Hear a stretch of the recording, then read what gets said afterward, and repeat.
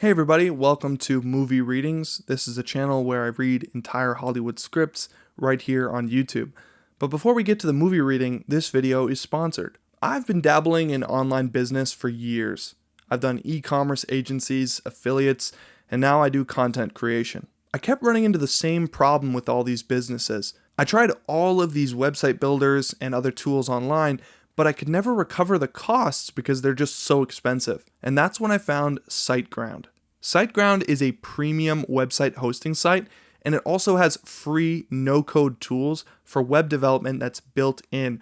So you can run all the same businesses that I just showed on the screen for a fraction of the price. What this essentially means is that you can do all the same things, but in a really affordable way. And the best part is, if the original business you set out to make doesn't work out, they even have an option to have unlimited different websites, and it only costs a few bucks.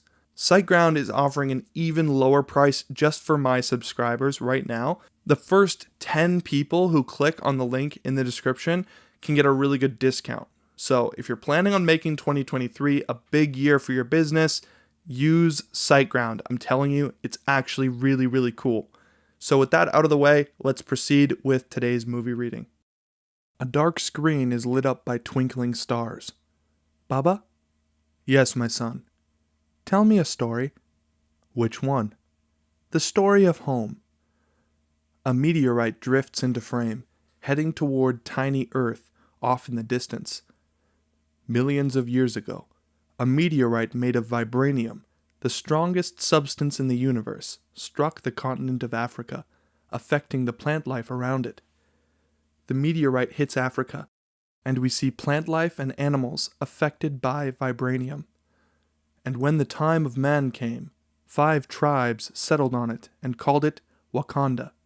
The tribes lived in constant war with each other until a warrior shaman received a vision from the panther goddess Bast, who led him to the heart-shaped herb, a plant that granted him superhuman strength, speed, and instincts.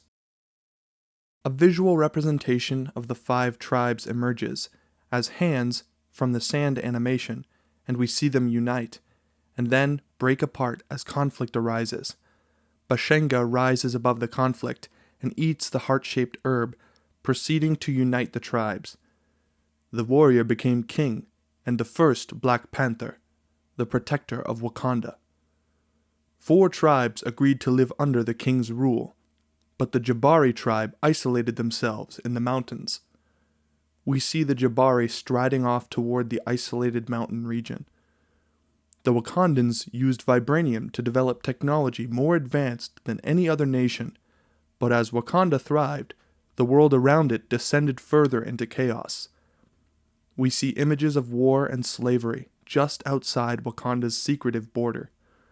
To keep vibranium safe, the Wakandans vowed to hide in plain sight, keeping the truth of their power from the outside world. We see the protective barrier rise around the Wakandan city as we pull back on Earth as it spins, now zooming in on another part of the world. And we still hide, Baba? Yes. Why? We cut to towering apartment buildings looming over the horizon. Kids play pickup basketball on a milk carton hoop when mysterious lights approach from the sky. An African man, Njobu, in his 30s, sorts through firearms and goes over maps with another man, James, in his 20s, African American. Live news footage of the 1992 Los Angeles riots plays on the TV. Hey, look, if we get in and out quick, there won't be any worries. You and the van come in through from the west, come around the corner, land right here. Me and the twins pulling up right here. We leaving this car behind, okay? We coming? Suddenly, Njobu hears something that we don't, a familiar sound. Hide the straps. James quickly moves into action, hiding the guns in the walls as Njobu peers out a window and then clears the maps from the table and unrolls a tapestry on the wall, hiding a bulletin board. James cocks a handgun. Is it the feds? No. A knock rattles the door. James walks over and looks out of a peephole, then turns back with a confused expression. It's 2 Grace Jones-looking chicks. They're holding spears. Open it. You serious? They won't knock again. James opens the door, and two Dora Milaje, members of the all-female Wakandan Special Forces, slowly enter, carrying large spears. They eye Njobu. In Xhosa language, subtitled. Who are you? Prince Njobu, son of Azuri. Prove to me you are one of us. Njobu grabs his bottom lip and flips it, revealing a vibranium-threaded tattoo, glowing blue with Wakandan script. The Dora swiftly slam their spears down in unison, making the sound of an EMP. All electronics in the room instantly die out. The room is pitch black, and then, boom! The Dora hit the floor with their spears again, and the lights come back on. Now young T'Chaka, dressed in ceremonial garb of the Black Panther, stands before them. Njobu kneels at the sight of him. He swats James, urging him to do the same. My king! Young T'Chaka looks at James, who gapes in awe. Leave us. This is James. I trust him with my life. He stays, with your permission, King T'Chaka. Young T'Chaka looks at him for a long beat. As you wish. At ease.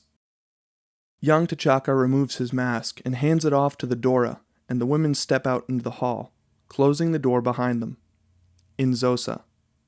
Come, baby brother. In English. Let me see how you're holding up. Njobu stands. T'Chaka walks over to him, and they embrace. You look strong. Glory to Bast. I am in good health. How is home? Young T'Chaka's mood darkens. Not so good, baby brother. There has been an attack. Then, young T'Chaka activates a simple-looking beaded bracelet, kimoyo beads, that project a hologram image of Ulysses Clow. This man, Ulysses Clow, stole a 1/4 ton of vibranium from us and triggered a bomb at the border to escape. Many lives were lost.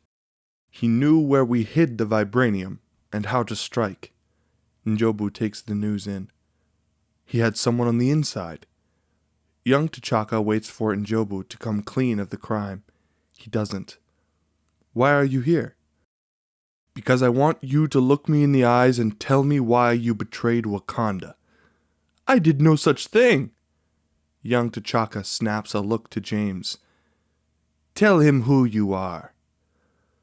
Zuri, son of Badu. What? Njobu's face goes ashen as James is revealed to be young Zuri, a Wakandan spy. Zuri reveals his vibranium lip tattoo. Njobu grabs him. James, you lied to me. I invite you into my home. You were Wakandan this whole time. You betrayed Wakanda. How could you lie to me like... Stand down. Did you think that you were the only spy we sent here? Zuri walks to the wall and removes a duffel bag containing vibranium canisters glowing blue. He shows one to young T'Chaka. Prince Njobu, you will return home at once, where you will face the council and inform them of your crimes. A kid catches a basketball, gazing up as an aircraft with strange lights rises into the sky and speeds off. The ball drops. T'Challa, dressed in his Black Panther armor, sits at the console in the back of the Royal Talon fighter. A BBC News report plays on the screen. The tiny nation of Wakanda is mourning the death of its monarch, King T'Chaka. The beloved ruler was one of many confirmed dead after a terrorist attack at the United Nations a week ago. The suspect has since been apprehended. Though it remains one of the poorest countries in the world, fortified by mountain ranges and an impenetrable rainforest, Wakanda does not engage in international trade or accept aid. The succession of the throne is expected to fall to the oldest of the king's 2 children, Prince T'Challa. Piloting the craft while seated in lotus position is Okoye, 30s, head of the Dora Milaje. My prince, coming up on them now. An overhead view of a 6-car military convoy, moving like a sinister serpent through the surrounding wilderness. We pull back into the sky, revealing the tip of a futuristic-looking aircraft. This is the Royal Talon Fighter, RTF. T'Challa stands and moves to a sand model of the convoy down below. Okoye gets up out of her chair and grabs her spear off the wall. She moves toward the back of the craft. "No need, Okoye. I can handle this alone." Okoye pauses, then returns her spear to the wall. T'Challa closes the model and steps to a marked circle in the floor. "I will get Nakia out as quickly as possible." Okoye places 6 kimoyo beads into T'Challa's gloved hands. "Just don't freeze when you see her." "What are you talking about? I never freeze." T'Challa slips on his helmet, revealing him to be Black Panther, and folds his arms over his chest. Okoye opens her closed fist, dropping Panther out of the aircraft. Panther hurtles through the clouds and throws the spheres toward the cars below. The spheres change shape into edged discs that we follow through the air as they zip toward. Wham! The discs mount themselves to the hoods of all the vehicles, sending a sonic ripple through them, stopping the convoy in its tracks.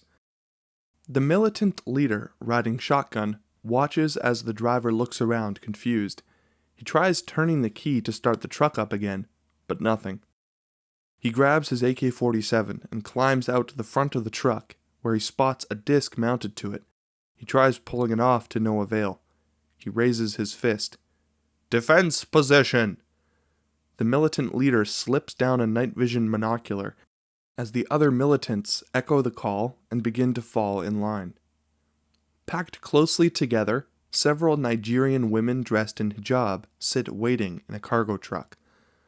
A cargo truck militant sits amongst the women, rifle in hand. Next to the young militant, a child soldier no older than 12, we find a woman sitting in the back corner, her eyes observing the militants intensely.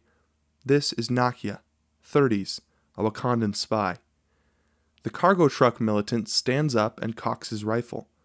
"No games!" He and the young militant exit the vehicle as Nakia watches closely. The pickup's driver climbs out, cocking a submachine gun, and looks into the forest in the wrong direction. Slowly approaching, the militant leader points to shifting foliage in the direction of the panther. The militants nod, and the militant leader covers them while they go off into the grass. The militants move slowly, following every sound. They point their guns at the base of the tree, but it's just a stray dog.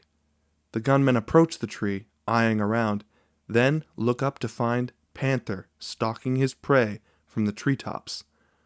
Into the radio. "What do you see?" Nakia climbs out of the truck while the other captive women look on. "Come in! Come in!" We hear a faint struggle from the road. Then a militant's body is hurled into the side of the pickup truck as the other militants look on in horror. The 50 cal gunner and all the other men in the convoy blindly open fire into the trees. Then, Panther emerges from behind them, flipping into the truck bed and slashing clean through the base of the 50 cal, then taking the gunner out with a single blow. Slipping behind a militant, Nakia picks up the man's rifle and quickly disassembles it as another militant approaches and uses the barrel like a combat stick, puts him on his back out cold. She leaps out onto a second militant, easily taking him down and striking him in the throat. The 4 men don't see the Panther coming and execute a barrage of punches and kicks. Panther viciously dispatches them. He spots the young militant firing at him, then slashes through a car door and throws the door at a militant behind him, taking him out. In a moment of desperation, the young militant rushes out, firing at Panther to no effect. Then, as Panther walks toward him, Nakia dives out and kicks the young militant's gun from his hand and grabs him in a necklock. Swinging around, Nakia kicks Panther in the chest, stopping his momentum. Caught off guard, Panther freezes. "This one is just a boy. He got kidnapped as well." Nakia pulls the wraps from the young militant's face, exposing his preteen expression. She removes her own hijab as well. Panther stares at her for a long beat. "Nakia, I wanted to..." "Hey!" Panther and Nakia turn to find Nigerian militant number 2 holding a captive woman at gunpoint. "I have her! Don't move, I will shoot! I will shoot her right now!" Behind the militant, an unseen figure creeps out of the bush. The figure stands, revealing herself to be Okoye. The militant's rifle is suddenly cut in half by Okoye, who finishes him with another swipe of her spear. You froze. T'Challa removes his helmet, facing Nakia. Why are you here? Eesh, you ruined my mission! My father is dead, Nakia. The news devastates her. I will be crowned king tomorrow, and I wish for you to be there. Nakia looks at T'Challa deeply, then turns, catching eyes with one of the Nigerian captives as Okoye brings them from around the truck. Carry yourselves home now, and take the boy. Get him to his people. The Nigerian woman nods. Thank you. You will speak nothing of this day. T'Challa looks at the young militant for a beat, before he, Nakia, and Okoye disappear through the trees.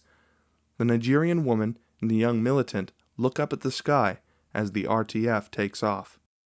At breaking dawn over the Wakandan mountain border, the RTF comes out of stealth mode and becomes visible as it glides over a mountain range. T'Challa and Nakia sit close, silently. Nakia reaches out and touches his hand. He looks at her and smiles. Sister Nakia, my prince, we are home. Nakia approaches the front of the craft with T'Challa. They look out. Several border tribe shepherds look over their flocks of sheep and cattle. As the RTF shadow passes over a straw-thatched hut, several children run out into the pastures, smiling and waving at the prince. 2 border tribe kids, 1 boy, 1 girl, on horseback overtake them. Their horses hurtle ahead at a breakneck pace. The horse riders pump their fists in the air as the RTF soars over a second mountain range. This never gets old. Nakia, T'Challa, and Okoye regard a beautiful rainforest that expands for as far as the eye can see. Okoye dives the plane seemingly right into the trees, when at the last moment it passes through, revealing the forest is a massive hologram, and below, the Golden City, capital of Wakanda. A sprawling metropolis with elaborate veins of public transportation running through it at ground level and high arching skyscrapers. The RTF heads for the Royal Palace, a magnificent building at the center of the city, and touches down on the landing pad. Ramonda, 50s, Queen Mother of Wakanda, and Shuri, 18, Princess of Wakanda, stand on the pad flanked by Ayo. Okoye, Nakia, and T'Challa exit the RTF, and Nakia bows her head. Queen Mother, Princess, my comfort for your loss. Thank you, Nakia. It is so good to have you back with us. Nakia nods. Take her to the river province to prepare her for the ceremony. Yes, General. Ayo nods and walks off with Nakia, while Shuri watches closely. Did he freeze? Like an antelope in headlights. Shuri laughs at this. Are you finished? Okoye slams her spear into the ground, signaling the rest of the Dora to follow her off. T'Challa turns to Shuri. So surprised my little sister came to see me off before our big day. You wish. I'm here for the EMP beads. I've developed an update. Update? No, it worked perfectly. How many times do I have to teach you? Just because something works doesn't mean that it cannot be improved. T'Challa teases. You teaching me. What do you know? Shuri holds out her hand, and T'Challa drops the beads into her hand. Shuri heads off. I cannot wait to see what kind of update you make to your ceremonial outfit. Shuri flips him off. Shuri? T'Challa smiles at this. Sorry, Mother. Ramonda turns to T'Challa. How are you feeling today, Mama? Proud. Your father and I would talk about this day all the time.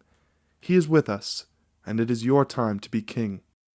We cut to the British Museum, London. Museum employees congregate outside as tourists and school groups move toward the main entrance. We see a black man in high-end streetwear, around 30 years old. A ring hangs on gold chain around his neck. This is Eric Killmonger. Killmonger stands dangerously close to the glass containing several West African artifacts. They range from what looks like iron gardening tools to masks and short-range weapons. Flanking the room are 2 security guards, slightly unnerved by his presence. We follow the museum director, a British woman, mid-40s, as she enters and walks up behind Killmonger as he studies the war masks. "Good morning. How can I help you?" "I was just checking out these artifacts. They tell me you're the expert." "You could say that." "They're beautiful." Killmonger points at one of the masks. "Where's this one from?" "From the Bobo Ashanti tribe, present-day Ghana, 19th century." "For real? What about this one?" "That one's from the Edo people of Benin, 16th century." "Now tell me about this one." Killmonger points to a mining tool off to the side. "Also from Benin, 7th century. Fula tribe, I believe." "Nah." "I beg your pardon?" "It was taken by British soldiers in Benin, but it's from Wakanda. It's made out of vibranium." "Don't trip. I'm gonna take it off your hands for you." She looks at Killmonger like he's crazy. "These items are not for sale." "How do you think your ancestors got these?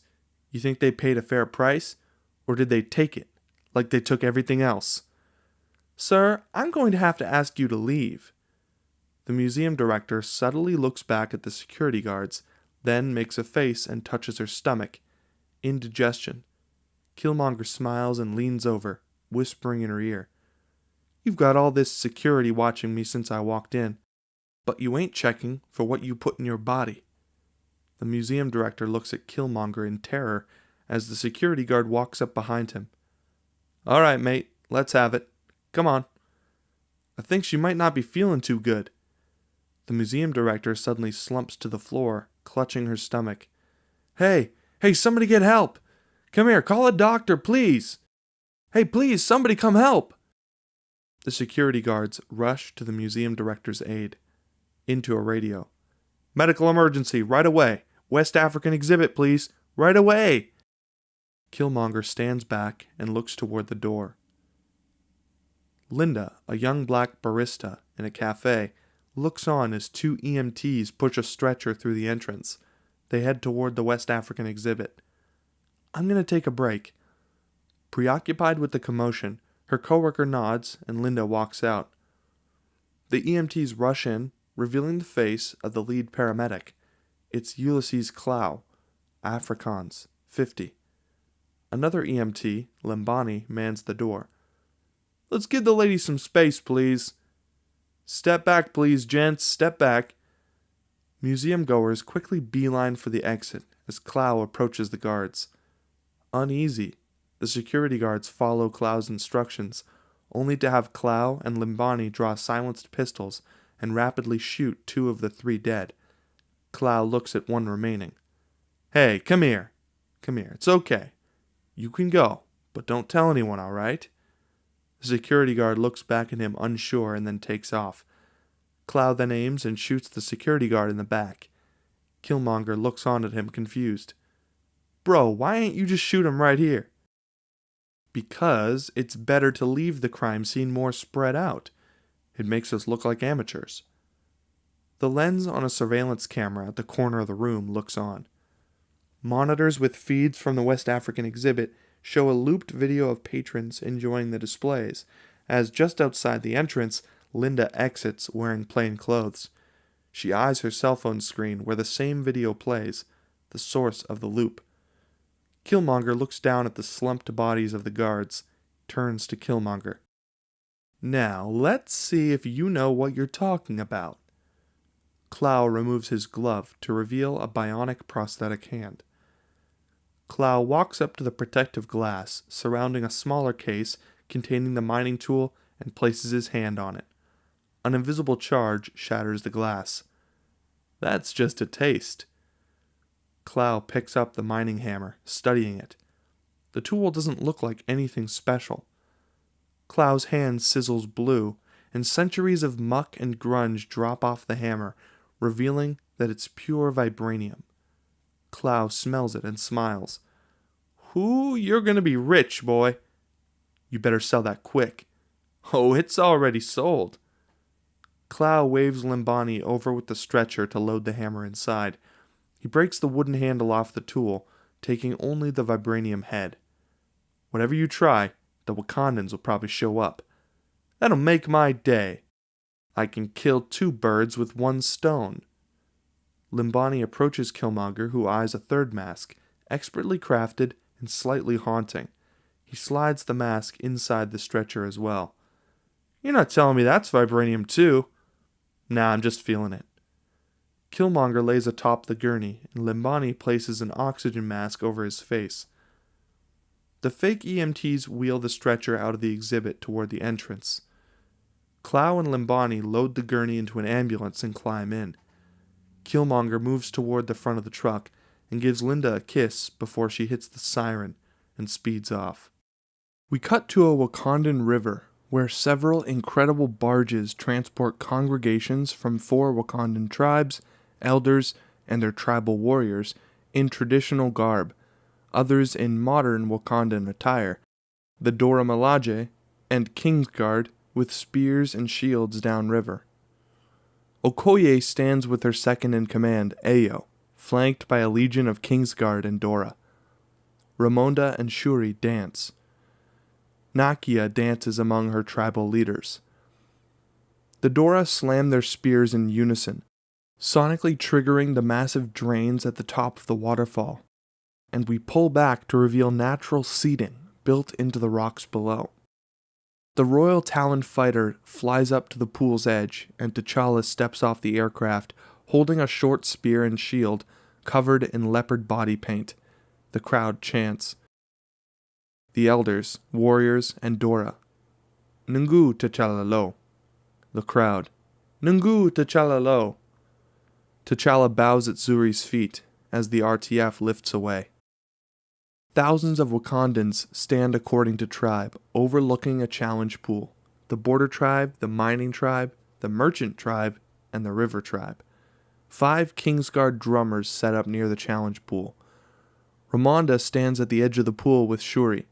Nakia is with the river tribe, Wakabi, the leader of the border tribe army, with the border tribe, and Okoyo with Ayo and the Dora Milaje. In the water, Zuri, now Wakandan's high shaman, holding the massive spear of Bashenga, addresses the arena. I, Zuri, son of Badu, give to you Prince T'Challa, the Black Panther. The elders watch as Zuri holds up a ceremonial vessel containing a mysterious concoction. The prince will now have the strength of the Black Panther stripped away. Zuri pours the solution into T'Challa's mouth. T'Challa reacts violently, choking on the red fluid. T'Challa spasms, his veins expanding and his muscles contracting, as the poison spreads through him. But soon he stops shaking and exhales easy. Zuri turns to the audience. Damaku! The audience replies, Damaku. Victory in ritual combat comes by yield or death. If any tribe wishes to put forth a warrior, I now offer a path to the throne. The merchant tribe warrior calls out. The merchant tribe will not challenge today. Wakabi, the head of the border tribe, calls out. The border tribe will not challenge today. Nakia calls out, representing the river tribe. The river tribe will not challenge today. The mining tribe warrior calls out. The mining tribe will not challenge today. Is there any member of royal blood who wishes to challenge for the throne? On Shuri, as she raises her hand, and a collective gasp is heard among the entire gathering. This corset is really uncomfortable, so could we all just wrap it up and go home? Ramonda pinches her as the elders groan, and the young Wakandans can be heard laughing. Back in the pool, T'Challa smiles and shakes his head. The sound of wooden drums and loud chanting suddenly interrupts. Everyone looks to the mouth of the main cave, where 6 Jabari warriors and 2 Jabari drummers file out. Adorned in elaborate wooden armor, the warriors hold large wooden spears that look like javelins. The Kingsguard coil tightly as, stunning the crowd, the Jabari's imposing leader, M'Baku, emerges last. The audience, where Wakabi and Nakia unsheathe their weapons, and Okoye readies the Dora Milaje. Shuri turns to her mother. Are they Jabari? Yes. Back in the pool, Zuri confronts M'Baku. M'Baku, what are you doing here? It's challenge day. We have watched and listened from the mountains. We have watched with disgust as your technological advancements have been overseen by a child who scoffs at tradition. M'Baku points his spear at Shuri, whose eyes grow large. Ayo steps in front of her. And now you want to hand the nation over to this prince? He steps nose to nose with T'Challa, who could not even keep his own father safe. We will not have it. I said we will not have it. After a beat, I, M'Baku, leader of the Jabari, wish to... T'Challa interrupts. I accept your challenge, M'Baku. Glory to Hanuman. Zuri puts the panther mask on T'Challa. M'Baku grins and places a wooden gorilla mask over his face. He clenches his fist and calls out for his Jabari soldiers to form a semicircle behind him, pointing their spears at his back. T'Challa lifts his hand and calls out for the Dora, who fall into place behind him, making a perfect circle of spears surrounding the fighters. Zuri raises his hand, ill at ease. Let the challenge begin! The warriors clash, both with great skill. M'Baku with superior strength. T'Challa eludes a salvo of swings, then is driven back by the tip of M'Baku's spear against his shield. Knocking M'Baku's spear free, T'Challa is hammered onto his back, but instantly springs up to dodge more attacks and counter with 2 fierce kicks. M'Baku spits blood and bangs his chest. The rest of the Jabari warriors respond. T'Challa salutes the crowd, and they respond louder. M'Baku charges at T'Challa, knuckle walking, and slipping his assault, T'Challa grabs M'Baku's spear and cartwheels over it to land another kick. The two continue to battle, blocking and trading blunt strikes, until M'Baku delivers a backhand that knocks T'Challa off his feet near the Dora's spears. With the deadly spears at his back, T'Challa blocks colossal overhead blows with his shield, and then M'Baku leans with all his strength, trying to impale T'Challa on the tips. Clubbing M'Baku to his heels, T'Challa rushes forward for an aerial attack, only to be met by a vicious kick to the chest, causing him to lose both his shield and spear. Where is your god now? Defenseless, T'Challa dodges spear swipes before M'Baku corrals him into a bear hug and delivers a crushing headbutt. M'Baku laughs through his mask. No power, no claws, no special suit. Oh, just a boy, not fit to lead. From T'Challa's point of view, we see Ramonda cheering from the sidelines. Show him who you are! T'Challa finds strength in Ramonda's voice. He shakes off the headbutt, stunning M'Baku with savage elbows to free himself. M'Baku retaliates, goring T'Challa's shoulder. I am Prince T'Challa, son of King T'Chaka! On Shuri. You can do this, T'Challa! T'Challa wedges M'Baku's spear under his foot and pulls M'Baku to the pool, flipping his body into a series of leg chokes. M'Baku fights but can't escape. Yield! Don't make me kill you! I would rather die! T'Challa tightens his grip, and M'Baku begins to fade. What would the proud Jabari do without you? T'Challa tightens further. You have fought with honor. Now yield! Your people need you. M'Baku looks up at the Jabari warriors. Yield, man! M'Baku grudgingly reaches out and taps. T'Challa lets him go and is barely able to stand himself as Zuri steps forward. The crowd erupts as, struggling to catch his breath, T'Challa proudly lifts his arm. I now present to you King T'Challa, the Black Panther. Zuri, my king. Drums begin to play and people start to dance. T'Challa and Nakia stare into each other's eyes amidst the celebration. As T'Challa says, Wakanda forever! The arena echoes the phrase emphatically. We move in on the Hall of Kings. Zuri, wearing ceremonial face paint, mixes a heart-shaped herb concoction and pours it into T'Challa's mouth as he lies in a dirt plot in the middle of the room. Allow the heart-shaped herb to restore the powers of the Black Panther and take you to the ancestral plane. T'Challa closes his eyes. T'Chaka, we call on you. Come here to your son. We see young T'Challa and young T'Chaka smiling at each other. We see images of T'Challa and T'Chaka. The father puts a hand to his son's face lovingly. T'Challa, eyes closed, struggles with the memories as he slips into the ancestral plane. Damaku.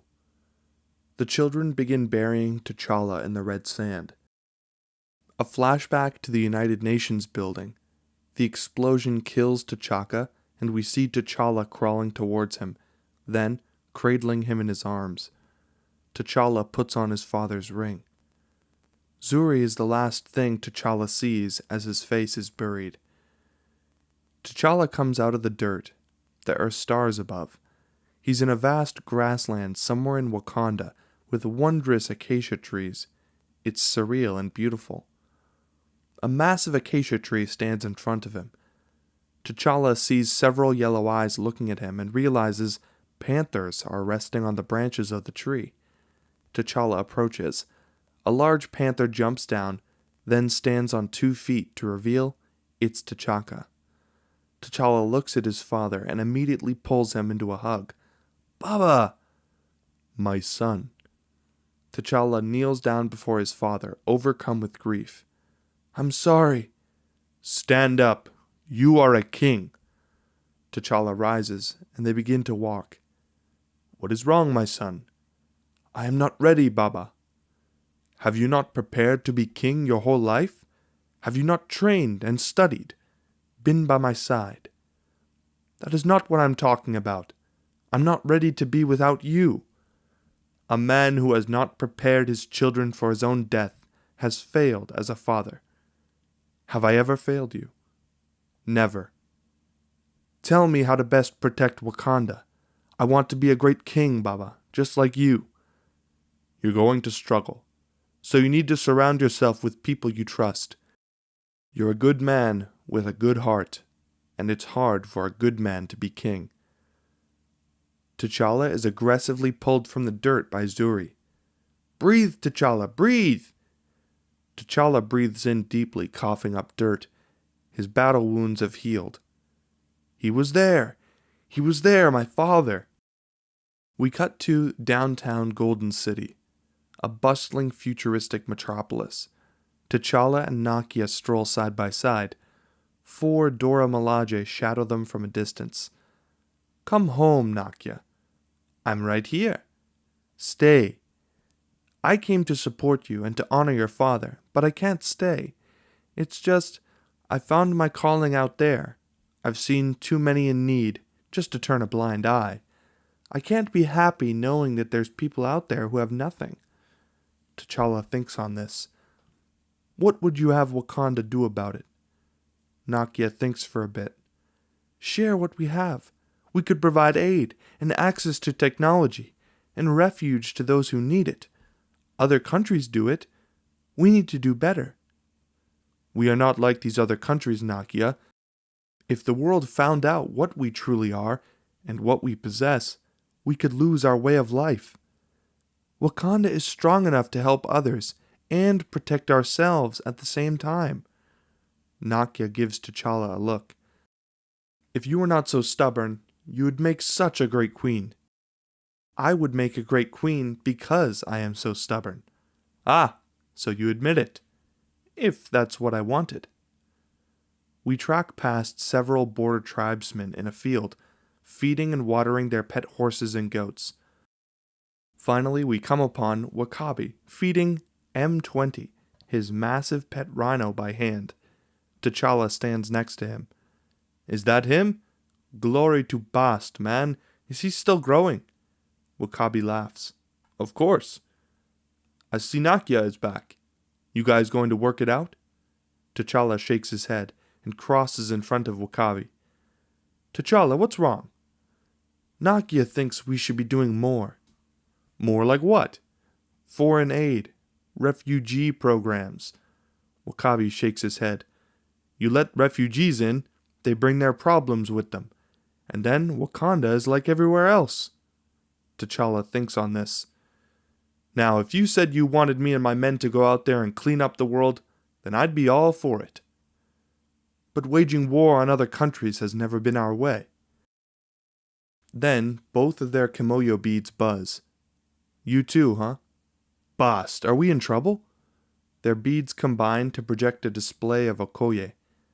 My king, my love, you will never guess who just popped on our radar. An ornate chamber overlooking the Golden City.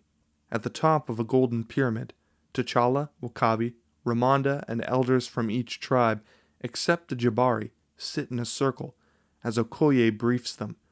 Wakabi and Ramonda flank T'Challa's throne. A misidentified Wakandan artifact was stolen yesterday from a British museum. We have learned Ulysses Klaue plans to sell the vibranium to an American buyer in South Korea tomorrow night. There are audible murmurs at the name of Ulysses Klaue. Klaue has escaped our pursuits for almost 30 years. Not capturing him was perhaps my father's greatest regret. I wish to bring Klaue back here to stand trial. The merchant tribe elder says, Wakanda does not need a warrior right now. We need a king. My parents were killed when he attacked. Not a day goes by I do not think about what Klaue took from us. From me. It's too great an opportunity to pass. Take me with you. We'll take him down side by side, eh? I need you here protecting the border. Then I ask, you kill him where he stands, or you bring him back to us. You have my word I will bring him back. We will proceed with the mission. Ramonda looks on, irresolute. Mount Bashenga, the great mound, where a meteorite hit, creating a cliff face on one side and a large hill on the other. A dragonflyer lands outside the Wakandan design group. T'Challa walks with 4 Dora, including Ayo. The Dora stop outside Shuri's lab. As T'Challa pushes inside, Shuri approaches and bows her head. My king, stop it, stop it. Shuri laughs and they do a special handshake before we walk down the spiral walkway into her sprawling futuristic lab. It's a nexus of technology. Shuri strolls with T'Challa by work tables of high-tech weapons and gadgets. I've already sent a car ahead to Busan for you. Who are you taking with you to Korea? Okoye and Nakia as well. Shuri makes a face at Nakia. You sure it's a good idea to take your ex on a mission? Yes, we'll be fine. Besides, you will be on call, should we need backup. Shuri smiles at this and points out small communications devices. I have great things to show you, brother. Here are your communication devices for Korea. Unlimited range, also equipped with audio surveillance system. She walks him over to another table with WDG discs on them. Check these out. Remote access kimoyo beats. Updated to interface directly with my sand table. Curious, T'Challa notices a pair of sleek shoes. And what are these? The real question is, what are those? Why do you have your toes out in my lab? Shuri points at T'Challa's traditional sandals. T'Challa smiles. What, you don't like my royal sandals? I wanted to go old school for my first day. Shuri rolls her eyes. Yeah, I bet the elders loved that. Try them on. T'Challa puts his feet into the shoes, and they lace up instantly, forming a perfect fit. Fully automated, like the old American movie Baba used to watch. I made them completely sound absorbent. T'Challa stomps his foot down without a sound. Interesting. Guess what I call them? T'Challa thinks on this. Sneakers. T'Challa looks at her blankly. Because you... Never mind. Shuri walks T'Challa over to 2 mannequins. One wears T'Challa's current suit, the other just a panther tooth necklace. If you're going to take on Klaue, You'll need the best the design group has to offer. Shuri points at T'Challa's current suit. Exhibit A, old tech. Old? Functional, but old. Oh, people are shooting at me. Wait, let me put on my helmet. T'Challa smiles, amused. Enough. Shuri points to the necklace. Now look at these. T'Challa spots a gaudier gold-toothed necklace. She notices. Do you like that one? Tempting, but the idea is not to be noticed. This one. Shuri uses her kimoyo beads to sync the suit to T'Challa, pointing at the necklace. Now tell it to go on. T'Challa does, and without warning, millions of vibranium-laced nanites spill from the necklace and form a new Black Panther suit around the mannequin. Oh, the entire suit sits within the teeth of the necklace. Strike it. Anywhere? Mm-hmm. T'Challa turns to the mannequin in a relaxed fighting stance. Shuri nods, and T'Challa spin kicks the shit out of the mannequin. Not that hard, genius. You told me to strike it. You didn't say how hard. Shuri picks the mannequin up and drags it over to the same spot. I invite you to my lab and you kick things around. Well, maybe you should make it a little stronger, eh? Shuri shrugs as we see Wakandan script built into the suit, glowing indigo where the impact of T'Challa's foot landed. T'Challa looks closely at the glowing script. Wait a minute. The nanites absorb the kinetic energy and hold it in place for redistribution. Very nice. Now strike it again, in the same spot. T'Challa backs up for a kick. Shuri presses record on her kimoyo. T'Challa sees this and looks at her suspiciously. You are recording? For research purposes. T'Challa loads up, and then BAM! He kicks the indigo spot and goes flying across the room, crashing into a table full of Shuri's gadgets. She cracks up. Delete that footage. We move over the beautiful Busan city skyline at night.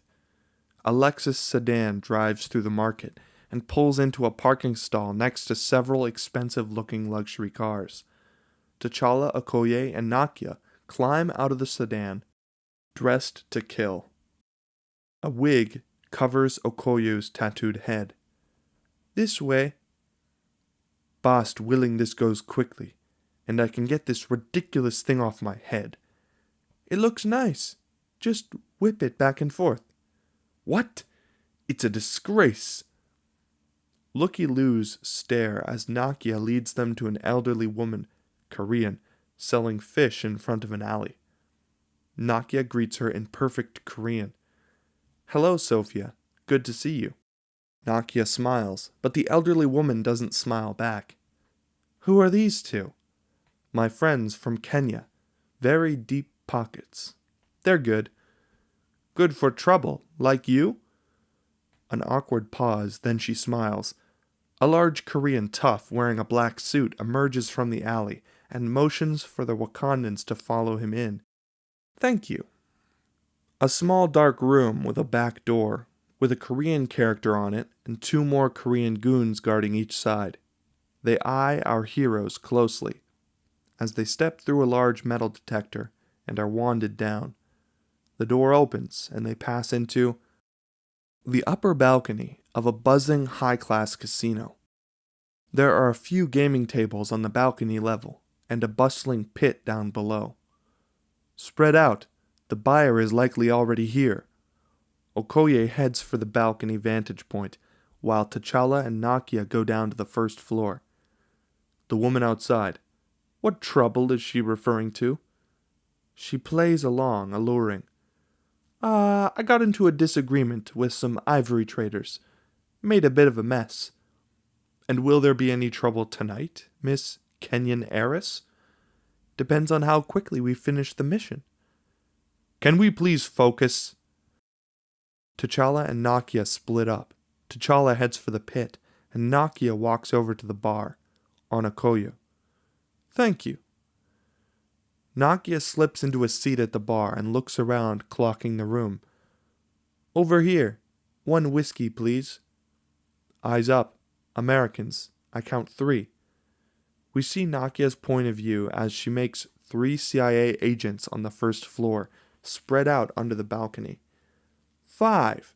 How could you miss greased lightning there behind you? Standing over the balcony looking, Okoye spots 2 more CIA agents, both with greased hair. An elegant waitress carries a tray of drinks to a craps table where we find T'Challa. The woman places the drinks down as T'Challa peers across the gambling pit at someone he recognizes and starts that way. 6. Just spotted an old friend who works for the CIA. It just got a little more complicated. T'Challa steps up to another crowded craps table next to Everett Ross, the 6th CIA agent he spotted. Agent Ross. Your Highness? Ross plays it cool. You are buying from Clow? What I'm doing or not doing on behalf of the U.S. government is none of your concern. Now, whatever the hell you're up to, do me a favor and stay out of my way. I gave you Zemo. And didn't I keep it under wraps that the king of a third world country runs around in a bulletproof catsuit? I'd say we're even. Ross places a pass bet. T'Challa dumps a stack of chips on don't pass. All of the shooter's friends blow on the dice. You really need to leave. Now. They watch the dice roll. They land on 3. The dealer takes away Ross's bet and slides T'Challa's massive payout over to him. Clow is leaving out that door with me. You've been warned. T'Challa walks toward another craps table, leaving the pile of chips behind. Money means nothing to him. Hey, you won, to the empty chair. Ross scratches his brow as a thirsty gambler, Stan Lee, who is sitting next to T'Challa, grabs them. Ross eyes the thirsty gambler, who shrugs. You know what? I think I'll just take these. Bring them over here and hold on to them for safekeeping. He slides them all onto the don't pass bet, and Ross walks off in search of T'Challa. Into his comms. Okay, heads up, the King of Wakanda is here. He cannot leave with Clow. T'Challa stands at a roulette table when Ross walks up to him. Alright, vibranium from the attack on Sokovia links back to a person that I'm not actually saying that I'm here to make a deal with, but that deal will not be called off. When the dust settles, you and I can work something out. I am not here to make that deal. Ross rolls his eyes. Back in the market, several black forerunners pull up in front of the Korean woman, and a platoon of 8 South African toughs dressed in suits hop out of the truck protecting Clow. Clow winks at the Korean woman as he passes her. She smiles back and nods to the tough behind her.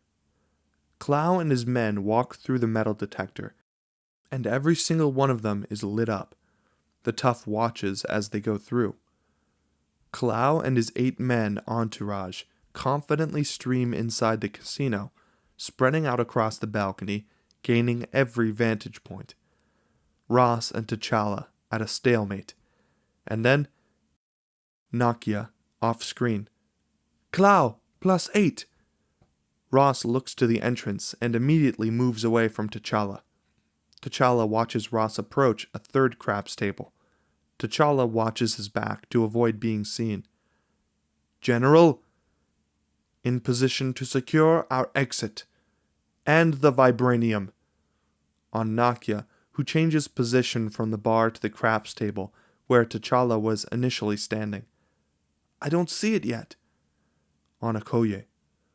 As 2 of Clow's toughs post up on either side of her on the balcony, she tries to play it cool as they look around at the patrons suspiciously. I thought there were no weapons allowed in here. There's not supposed to be. Someone did not get the memo. Definitely armed. On Clow, who spots Ross and smiles as he heads down the stairs, flanked by a couple of his toughs. Ross keeps his cool as Clow approaches. Well, that is quite the entourage. You got a mixtape coming out? Clow cuts Ross a look. Hey, yeah, actually there is one.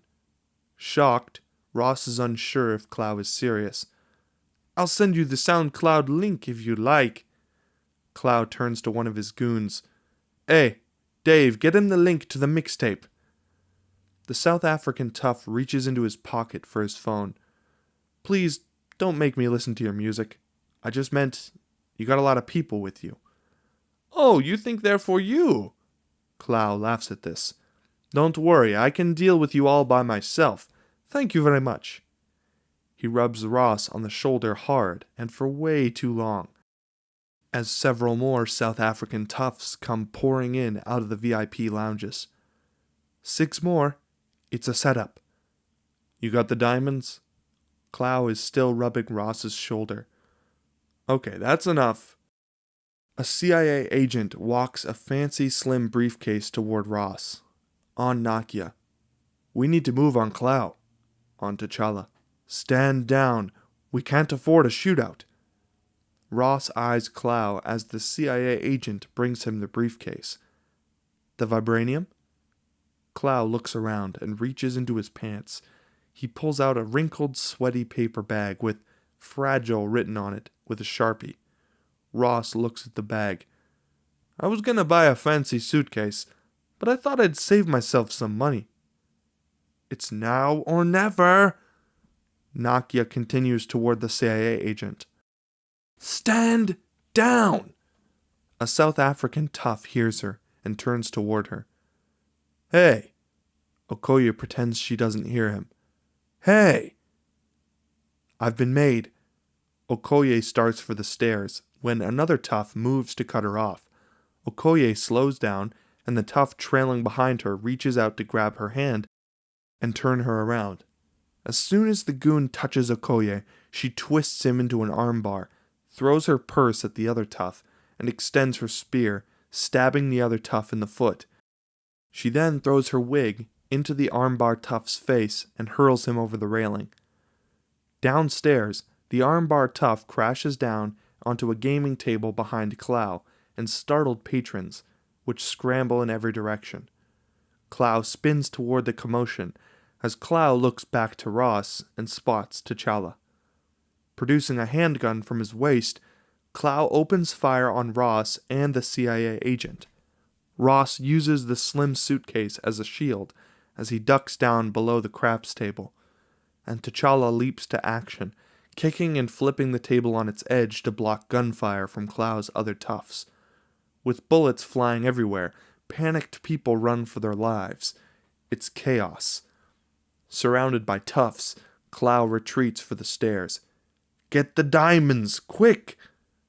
Every one of Clow's toughs unload, raining shells on the overturned craps tables, with Ross and T'Challa behind it. The toughs move in only to have T'Challa leap from the table, stay low to foot sweep one onto his back.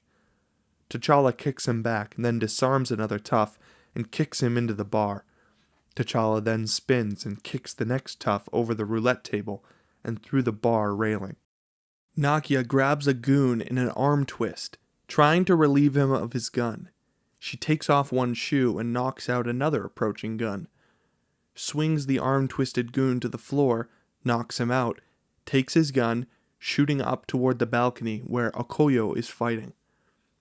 Okoye battles 2 toughs with her full-length spear, dropping both with proficiency. She kicks the gun away from one, fights another with her spear, then kicks a tough over the rail. Okoye jumps down to the casino floor and stabs a goon on her way down, tucks and rolls.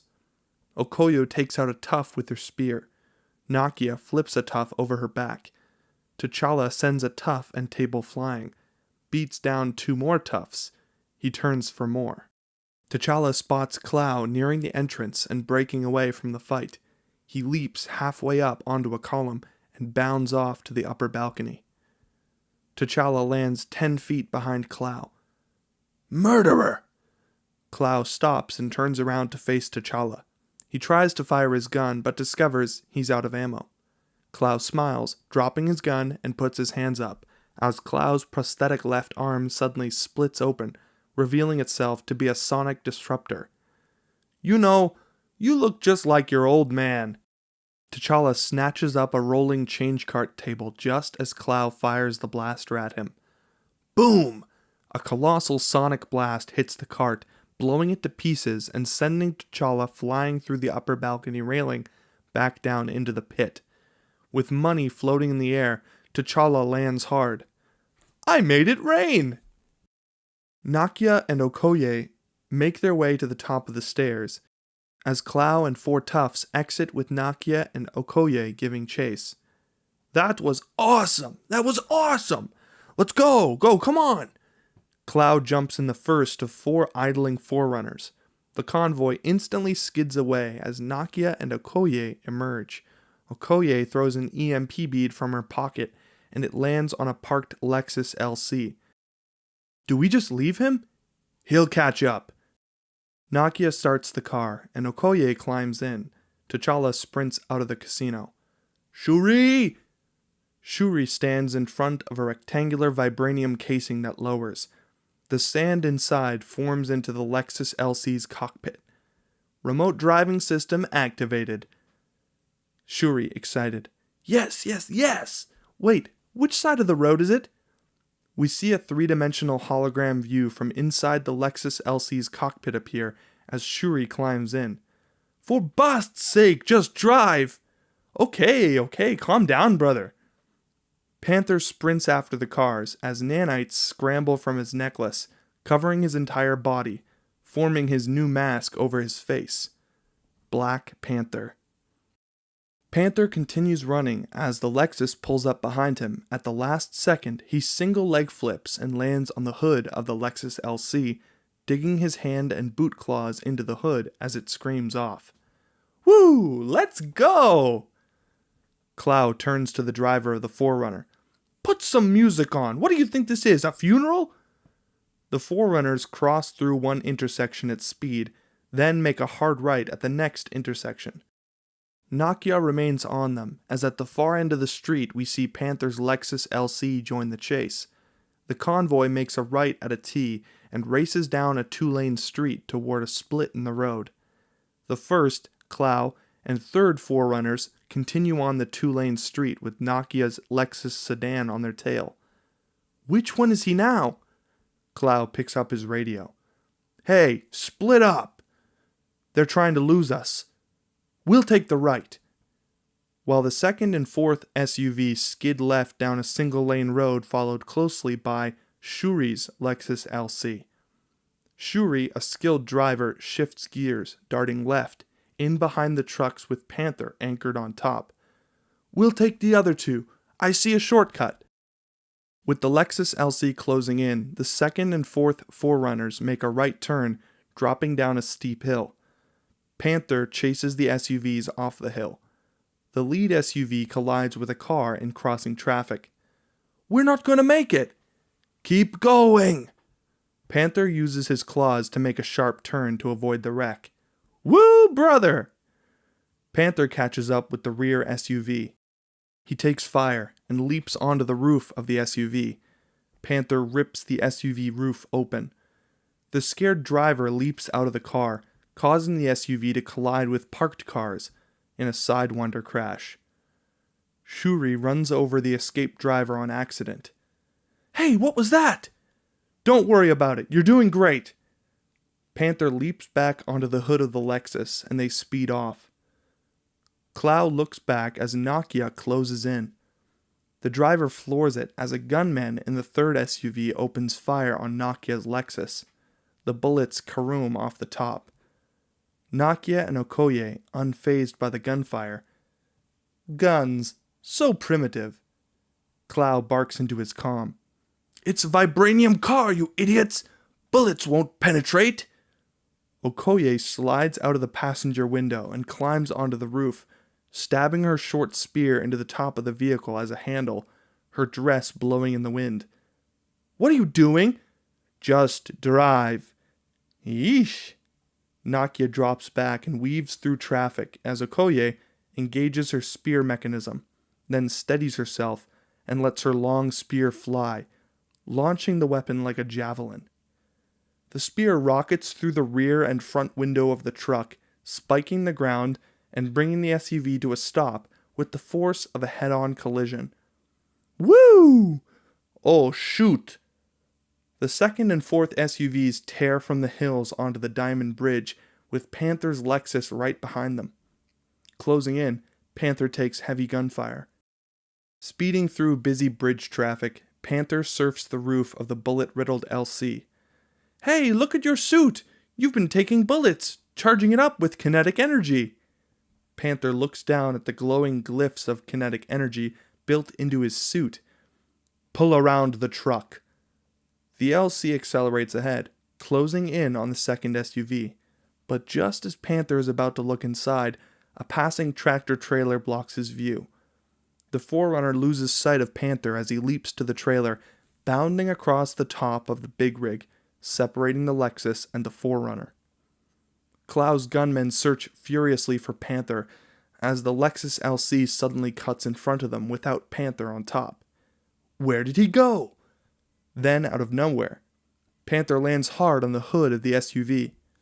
Looking inside, Panther doesn't see Klau and launches off the 4Runner, distributing the kinetic energy from his suit with immense concussive force, causing both trucks to crash and flip down the bridge.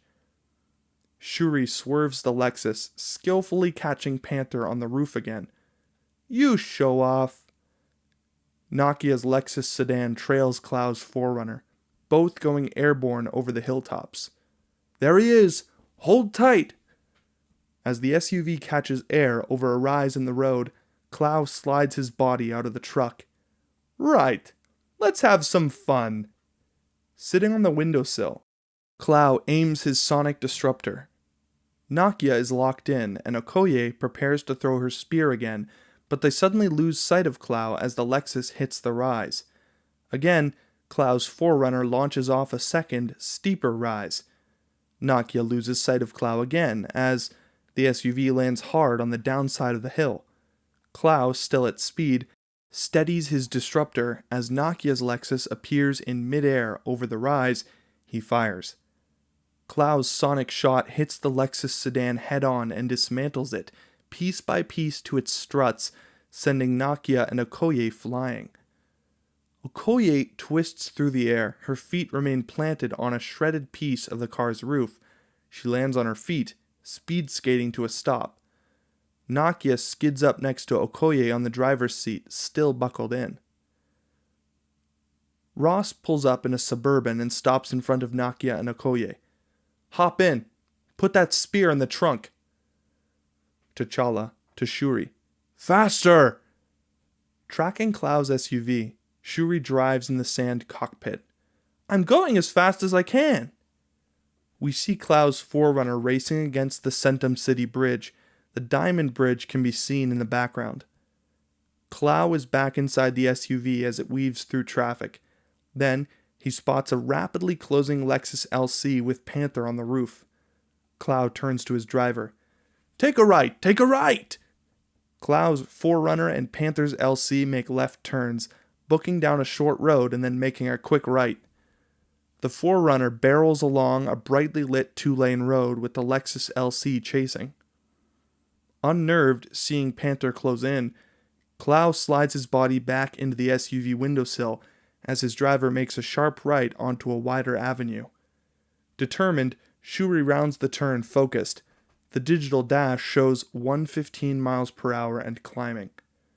But hanging out of the truck, Klau fires a massive sonic blast that Shuri can't evade. No, no, no, no! Hit. The Lexus LC suddenly goes to pieces, whole parts and paneling to a million fragments. Shuri's driver's seat explodes into a trillion grains of sand. She hits the floor. Brother! But Panther launches himself out of the disassembling car toward a building. In 4 strides along the side of the structure, he leaps off at Klau's 4Runner. Klau's driver spots Panther flying at them and tries to swerve, but Panther latches to the side of the SUV and digs in with his claws. Panther grabs the rim of the front tire and stops the wheel dead in its tracks. The lug nuts shear off from the force, and Panther discards the tire, causing the truck's nose to crash down, skidding across the street with sparks flying. Panther rolls clear as the Forerunner hits the curb and flips over to its roof and slides to a stop in the middle of a busy outdoor cafe as its patrons scramble. With the SUV upside down and customers looking on, Panther approaches to find Clow struggling to climb out of his window. Clow! Clow slowly gets to his feet and tries to level his disruptor, but running up, Panther evades the blast and is only nicked on the shoulder. Panther grabs Clow's arm, clawing into the sonic disruptor, and completely pulls it off. "Did you think we would forget?" Clow laughs. "Look at me, murderer! Where did you get this weapon? Your savages didn't deserve it." T'Challa grabs him by the throat and slams him into the SUV. "Oh, mercy! King, mercy!"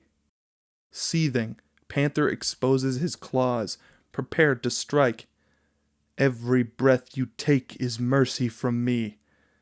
"King!" in Xhosa language. T'Challa turns to find Okoye and Nakia getting out of Ross's Suburban. "The world watches." The pier has crowded with Koreans, recording them on cell phones, as sirens can be heard in the distance. "Come on, guys, let's go, huh?" T'Challa eyes around. He has little choice, and nods. We cut to a travel agency, fast-paced and loud. South Korean employees busily work at desks. Nakia is among them, watching the passing cars on guard duty. Agents and CIA analysts move about. On the table sits Clow's prosthetic weapon, and the vibranium sitting atop the paper bag. Clow, strapped to a chair, makes faces at the two-way glass. "Hello? I can see you! I can see you!" "So this is a big mess, huh? I figure we can do the good cop, bad cop. I'll go talk to him first, and then you guys go in." Okoye turns to T'Challa. "We can't let him talk to Clow alone. Better to let him talk to Clow alone for 5 minutes than to make a scene here." T'Challa turns to Ross. "After your questioning, we will take him back to Wakanda with us." Ross stares at T'Challa for a beat. "What? No. Look, I like you a lot, but he's in my custody now. He's not going anywhere. Listen, I'm doing you a favor by letting you even be in here." Ross reaches out and touches T'Challa. Okoye steps in. "If he touches you again, I'm going to impale him to this desk." Ross looks at Okoye, sensing the thinly veiled threat. He looks to T'Challa. "Does she speak English?" "When she wants to." Ross and Okoye eye each other for a long beat. "I'm going in, and when I'm done, you guys are up." "Agent Ross." "Yeah?" T'Challa puts his hand on Ross's shoulder. "I do appreciate your help in Busan. You see that? It's called diplomacy. You're welcome." Ross walks through the door, closing it behind him. "Okoye, play nice." Americans." Strapped to his chair in the interrogation room, Clow sings. "You know, you really shouldn't trust the Wakandans. I'm much more your speed." "I don't trust anybody. Not in this job. What I am interested in is that arm cannon out there. Where'd you get that?" "It's an old mining tool that I made some adjustments to. I can get you one if you like." "Why don't you give me the name of your supplier and I'll ask them?" "He's right outside. Why don't you ask him yourself?" "T'Challa, you're telling me that weapon on your arm is from Wakanda?" Clow nods. "Bingo! What do you actually know about Wakanda?" "Shepherds, textiles, cool outfits." Ross stops as we notice a micro audio bug on his shoulder that T'Challa planted before he entered the room. T'Challa and Okoye secretly listen to Clow's interrogation. "It's all a front. Explorers searched for it for centuries. El Dorado, the Golden City. They thought they could find it in South America, but it was in Africa the whole time. A technological marvel, all because it was built on a mound of the most valuable metal known to man. Isifo, they call it. The gift. Vibranium." Vibranium, yes, strongest metal on Earth. It's not just a metal. They sew it into their clothes. It powers their city, their tech, their weapons. Weapons? Ah, yes. Makes my arm cannon look like a leaf blower. That's a nice fairy tale, but Wakanda is a third world country, and you stole all their vibranium. Laughing. I stole all of it? Clow can barely control himself. All of it? I took a tiny piece of it. They have a mountain full of it. They've been mining it for thousands of years. Still haven't scratched the surface. I'm the only outsider who's seen it and got out of there alive. If you don't believe me, you ask your friend what his suit is made of, what his claws are made of. Ross looks back at the two-way glass and then heads toward the door. Ross exits the interrogation room and approaches T'Challa and Okoye. Limbani drives with Linda in the passenger seat in a back alley of South Korea. Attached to the dashboard is a GPS tracking tablet device with a blinking beacon, Clow's prosthetic, inside the travel agency. We also see everyone's heat signature, including Clow sitting alone. Through the front window, Nakia watches a paint truck pass the building that just doesn't seem right. Ross studies T'Challa. Your father told the UN that Clow stole all the vibranium you had, but now he's telling me you have more? And you believe the word of an arms dealer strapped to a chair? Ross hesitates, but doesn't bite. The truck pulls to a stop at the rear of the building. Killmonger emerges from the back of the truck with an assault rifle and a grenade launcher attachment. On a computer monitor, we see camera feeds from outside the black site. Nakia wanders past the desk, eyeing over a travel agency employee, who's really a CIA agent, shoulder and freezes. The security camera feed shows the alley to be empty, but there's a visible glitch in the footage. Where is that? Back there. He points in the direction of the interrogation room. Killmonger slips on the African mask from the British Museum, then carries a daisy chain of explosives toward the building. He sets the charges against the outer wall of Clow's room and fearlessly leans against the structure next to the charges. He holds a detonator in his hand as Linda and Limbani lean against the wall next to him. How much more are you hiding? And then suddenly, Nakia slams through the door. CIA agents draw their weapons. Nakia is unfazed. Something is happening out back. Then, boom! The charges blow, carving a hole in the wall. Startled, they all break for the interrogation room, but Killmonger suddenly spins inside, laying down cover fire, riddling the doorway with bullets and shattering the two-way glass. Besieged with automatic gunfire, everybody ducks down in the office. On instinct, Ross shoves Nakia to the floor, taking a round in the back, saving her, while T'Challa's suit forms and he shields the CIA agent. Okoye dives clear of the doorway. The other agents scramble out into the travel agency for cover. Linda and Limbani grab Clow, carrying his entire chair with him, still strapped to it. As edging back toward the breach, Killmonger throws a live grenade through the shattered two-way window into the black site office. Panther instantly dives on the grenade and it explodes, doing no damage to him or the room, but it lights up his entire suit. Panther bounds back to his feet to give chase as Clow cackles maniacally, being loaded into the paint truck by Linda and Limbani. I see you took your time, didn't you? Killmonger continues to fire as Limbani and Linda hop in and begin to pull off. Walking backward after the truck, Killmonger swings the RPG up to his shoulder as Panther emerges. The truck turns out of the alley as Killmonger aims. Panther charges at Killmonger and he fires. Taking the rocket head on, Panther is engulfed in the massive impact and blown backwards. Panther's suit is lit to the max with kinetic energy. As he labors back to his feet, he spots the ring dangling around Killmonger's neck on his gold chain. It's identical to the ring T'Challa inherited from T'Chaka in the first scene. "My king!" Panther turns to find Okoye. "My king, it's Nakia!" Panther and Okoye enter, discovering agents and Nakia hovering around Ross on the floor. The receptionist, also an agent, applies pressure to his gunshot wound as the male CIA agent checks his pulse. Shaken, Nakia looks to Panther. "He just jumped in front of me." Gravely wounded, Ross is barely conscious. "I don't think he'll make it here. It hit his spine." "Give me a Kimoyo bead." T'Challa looks at Nakia and motions toward her Kimoyo bead. She pulls one off and hands it to him. T'Challa inserts it into Ross's wound. "This will stabilize him for now. Give him to us. We can save him." The agents stare at Panther, his glowing high-tech suit.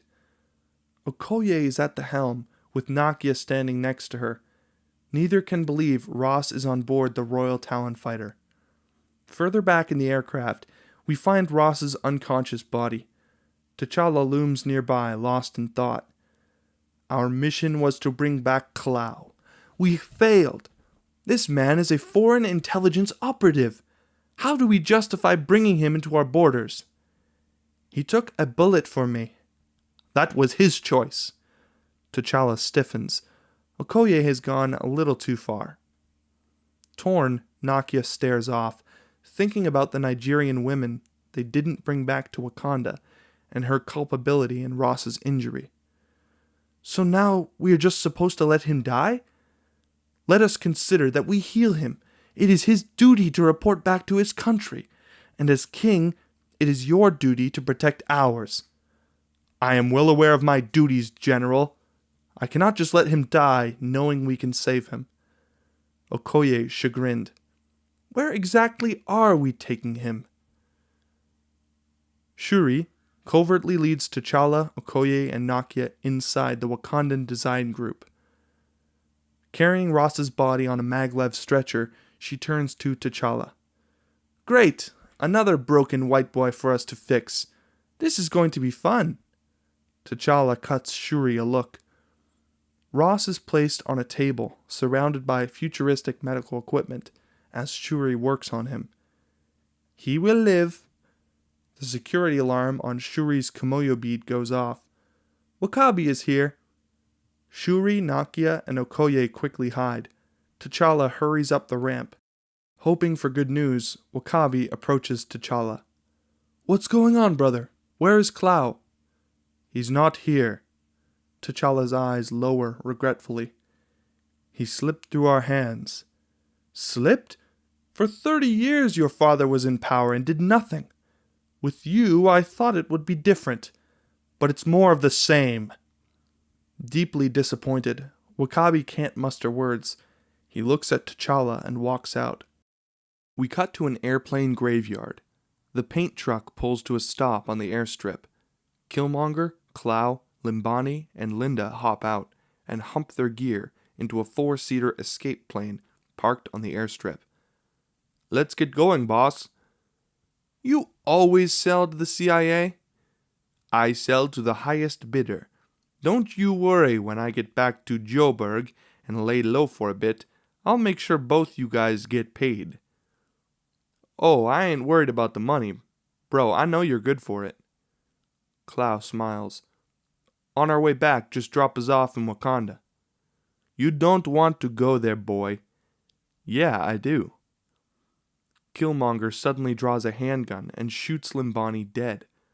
Reacting to the shot, Clow crowds Linda with a skilled grappling move and snatches her gun away before she can fire on him.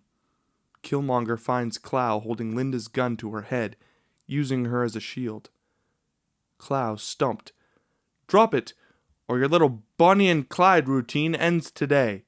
Put your gun down now." I'm sorry, Eric." "It's gonna be okay."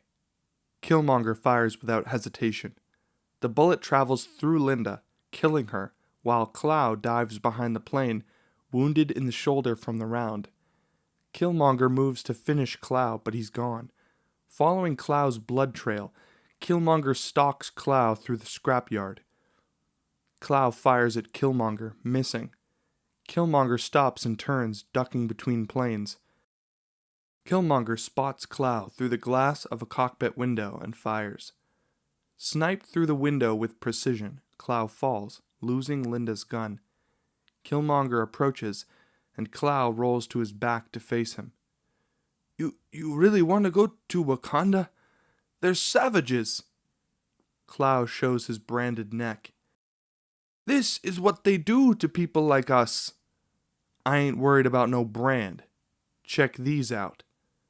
Killmonger rolls up his sleeve, uncovering several African scarification marks on his forearm. Each one is for a kill.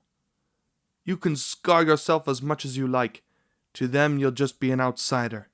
You're crazy to think that you could walk in there. Killmonger flips the inside of his bottom lip, revealing a glowing Wakandan tattoo. Clow can't believe his eyes. And to think, I saw you as some crazy American. Clow starts laughing hard. Killmonger aims and pulls the trigger at point-blank range. T'Challa enters to find Zuri tending to the garden in the Hall of Kings. He looks around to the other shamans. Leave us! They immediately head out. Zuri turns to T'Challa. So your mission did not go as planned. What happened to my uncle N'Jobu? My father told me he disappeared. There was a man today wearing a ring identical to this one.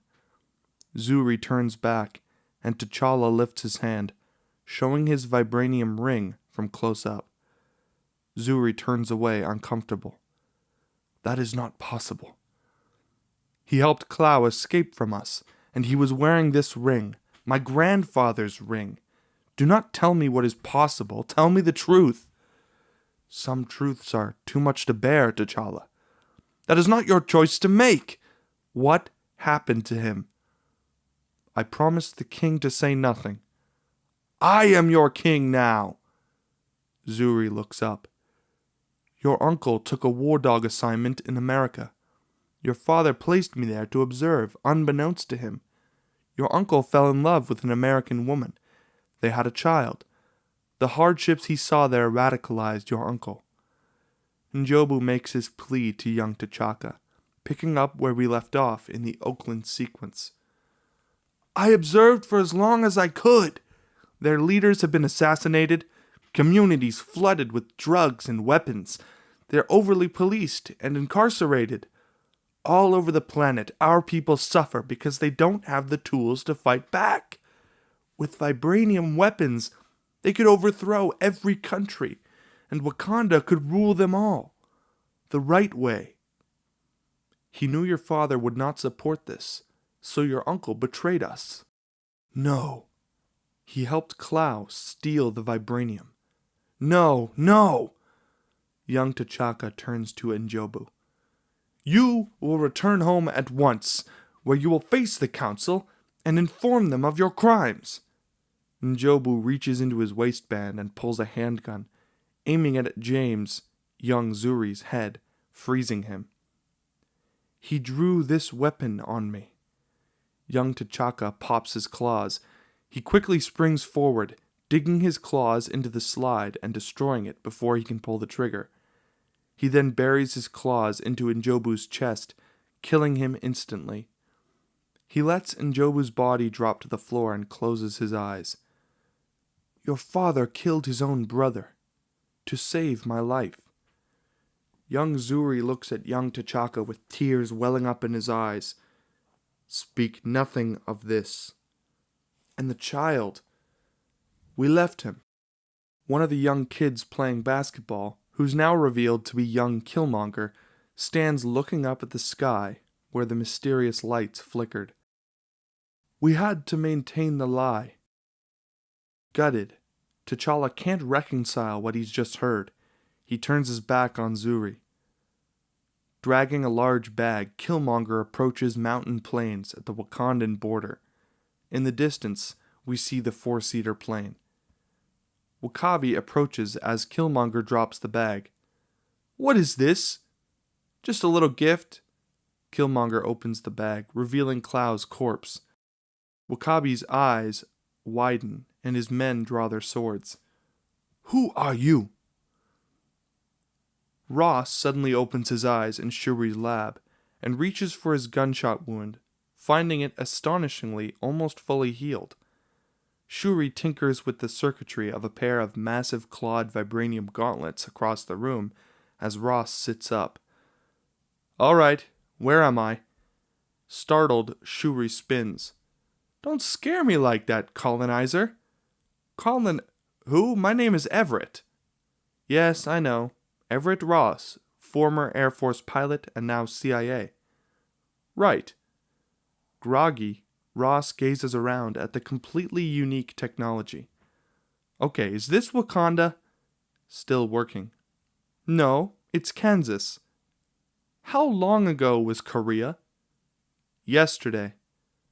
"I don't think so. Bullet wounds don't just magically heal overnight." "They do here, but not by magic, by technology." "Don't touch anything. My brother will return soon." Leery, Shuri watches Ross wander about out of the corner of her eye. He walks over to the observation deck and gazes in awe at the exposed glowing rocks inside the vibranium mine. Suddenly, an automated mining cart whips between light panels, floating above a rail. "These train things, that's magnetic levitation, right?" "Obviously." "Obviously, but I've never seen it this efficient. The light panels, what are they?" "Sonic stabilizers." "Sonic what?" "In its raw form, vibranium is too dangerous to be transported at that speed, so I developed a way to temporarily deactivate it." Ross in disbelief. "There's vibranium on those trains?" "There's vibranium all around us. That's how I healed you." Ross tries to process this as a 3D projection of Okoye unexpectedly forms. "Where is T'Challa? His Kimoyo beads have been switched off." Ross, amazed, tries to touch the sand projection. "Well, we are not joined at the hip, Okoye." "A man showed up at the border who claims to have killed Klau." "What?" "Wakabi is transporting him as we speak to the palace. We need to find your brother." "An outsider?" "No, a Wakandan." An image of Killmonger from the border appears on Shuri's monitor. Then, Ross slowly walks into sight, staring at the screen. "He's not a Wakandan. He's one of ours." T'Challa and Nakia gaze off the side of a beautiful overlook. "He killed his own brother, and left a child behind with nothing. What kind of king, what kind of a man does that?" "No man is perfect, not even your father." "He didn't even give him a proper burial. My uncle Njobu betrayed us, but my father may have created something even worse." "Hey, look at me. You can't let your father's mistakes define who you are. You get to decide what kind of king you're going to be." They share a look as T'Challa's Kimoyo beads buzz.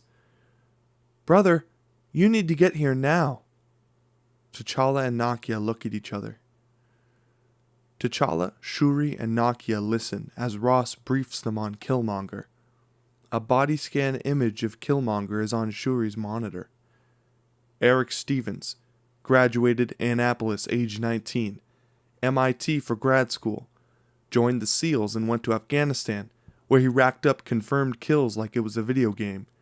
They started calling him Killmonger. He joined a JSOC ghost unit. Now these guys are serious. They can drop off the grid, so they can commit assassinations and take down governments. Did he reveal anything about his identity? He has a war dog tattoo, but we have no record of him. T'Challa and Shuri share a look. T'Challa sits on his throne surrounded by tribal elders, Ramonda, Shuri, Okoye, and the Dora. Is this man Wakandan or not? Tell us what is going on. Killmonger is escorted in by Wakabi. Wakabi tensely steps next to T'Challa as Killmonger takes his place before the circle. Speak. Wakabi translates for Killmonger. Speak. I'm standing in your house, serving justice to a man who stole your vibranium and murdered your people. Justice your king couldn't deliver. T'Challa walks close enough to Killmonger to be able to whisper to him, I don't care that you brought Cloud. The only reason I don't kill you where you stand is because I know who you are. Now what do you want? I want the throne. The entire room scoffs at this. Some elders even hold their heads back and laugh. My goodness. Y'all sitting up here comfortable. Must feel good. There's about 2 billion people all over the world that look like us, but their lives are a lot harder. Wakanda has the tools to liberate them all. And what tools are those? Vibranium. Your weapons. Our weapons will not be used to wage war on the world. It is not our way to be judge, jury, and executioner for people who are not our own. Not your own. But didn't life start here on this continent? So ain't all people your people? I am not king of all people. I am king of Wakanda. It is my responsibility to make sure our people are safe, and that vibranium does not fall into the hands of a person like you. The elders murmur at Killmonger's disrespect.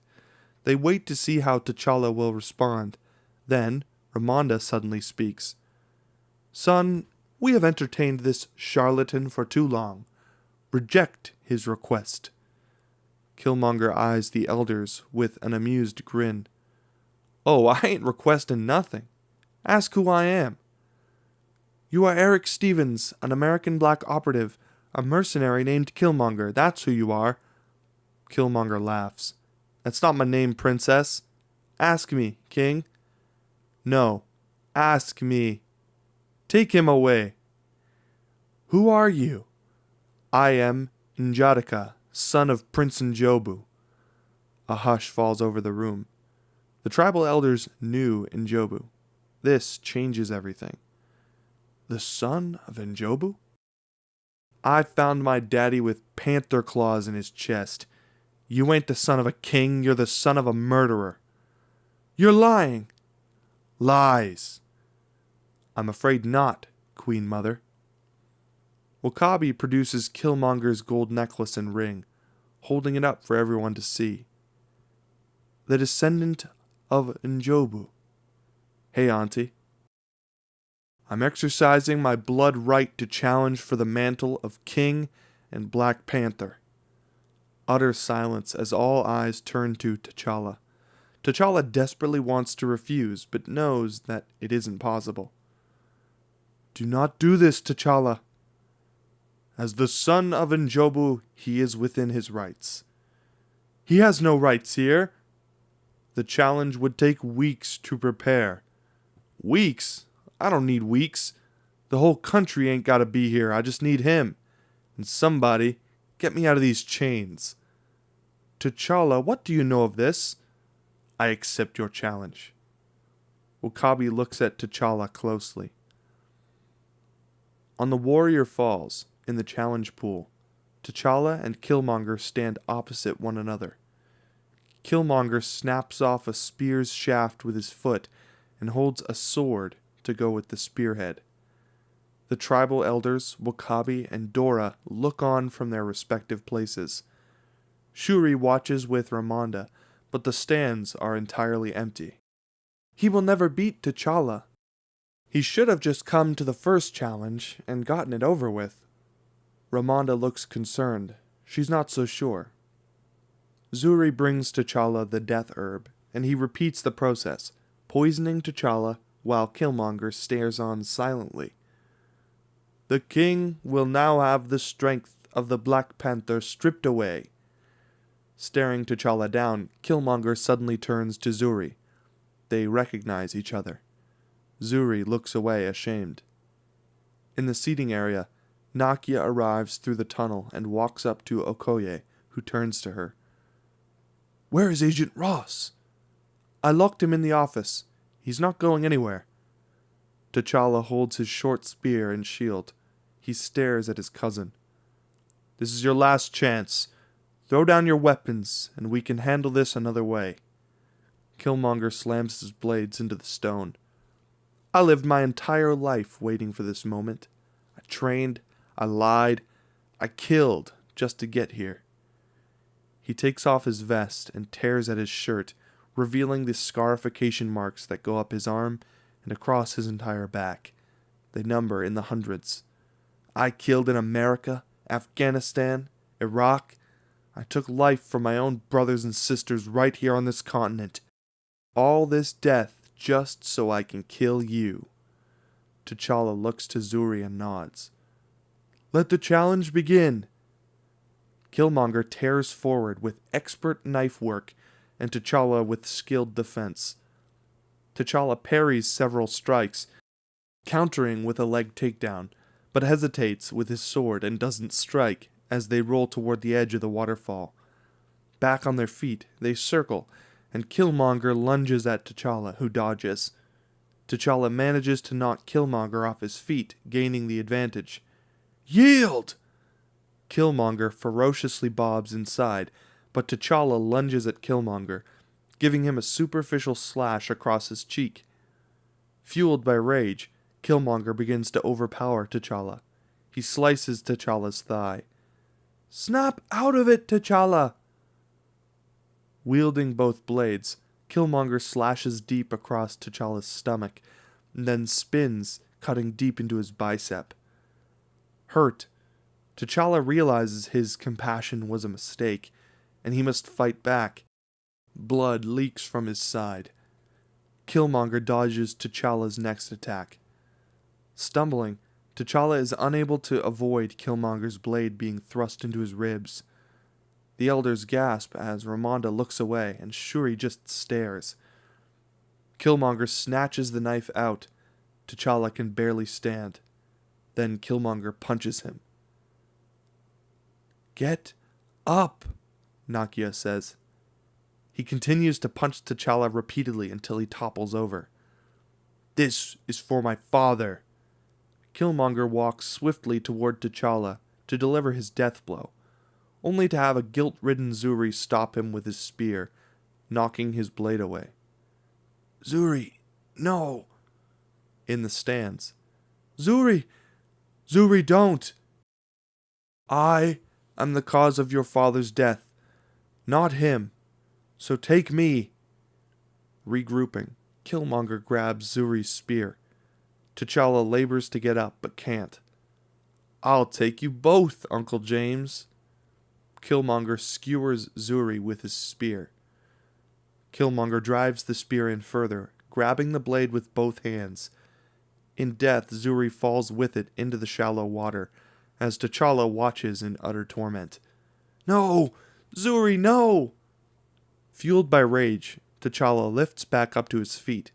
He charges Killmonger, who ducks his attacks, while talking to the audience. Is this your king? Huh?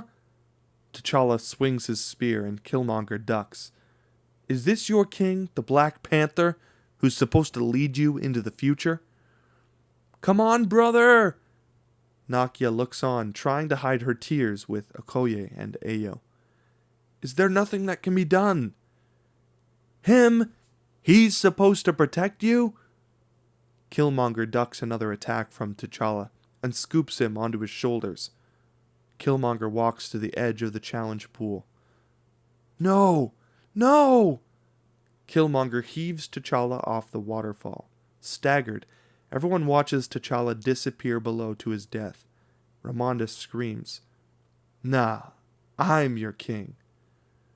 Nakia shuttles Shuri and Ramonda into the caves, while Okoye stays behind. We have to go, now! Queen Mother, let's go! Staggered, the new shaman gives the panther necklace. Everyone slowly salutes Killmonger. In the tribal council room, the room seems empty, until we come upon Okoye, grieving alone. After a moment, the door opens, and Okoye quickly wipes her eyes. Pulling it together, she stands as Nakia approaches. The two women silently take each other in, sharing in their sorrow. The Queen and Shuri, are they safe? Nakia nods. Yes. Thank you. We should get to them immediately. I cannot. What? Though my heart is with you. We cannot turn our nation over to a man who showed up here only hours ago. He is of royal blood. He killed T'Challa in ritual combat. Does it really matter? Okoye quiets. You are the greatest warrior Wakanda has. Help me overthrow him before he becomes too strong. Okoye stares at Nakia in disbelief. Overthrow? Nakia, I am not a spy who can come and go as they choose. I am loyal to the throne, no matter who sits upon it. What are you loyal to? I loved him. I love my country too. Then serve your country. No, I save my country. Nakia takes off. In T'Challa's office, Ross walks around, admiring masks on the wall. He looks around as the door unlocks to Nakia, holding several blankets. Ross realizes something is wrong. What's wrong? Nakia tosses the blanket to Ross. The king is dead. Come with me, unless you want to join him. Ross's heart sinks. Killmonger enters the Hall of Kings, and a shaman guides him to a dirt plot, where they begin to bury him. Shuri and Ramonda, wrapped in blankets as a disguise, sit on a log surrounded by a thicket of trees. Grief-stricken, they hold on to each other closely. First Baba, now my brother. Mama, we didn't even get to bury him. Ramonda doesn't have an answer. The women hear a rustle in the trees. Ramonda moves to protect Shuri, holding one of Nakia's ring blades, as Nakia and Ross emerge from the foliage. Ramonda eyes Ross. It's me. Nakia, who is this man? He's a friend of T'Challa's. He saved my life. Ramonda studies Ross, then looks to Nakia. Where is Okoye? Okoye is not coming. She and Dora Milaje will serve the new king.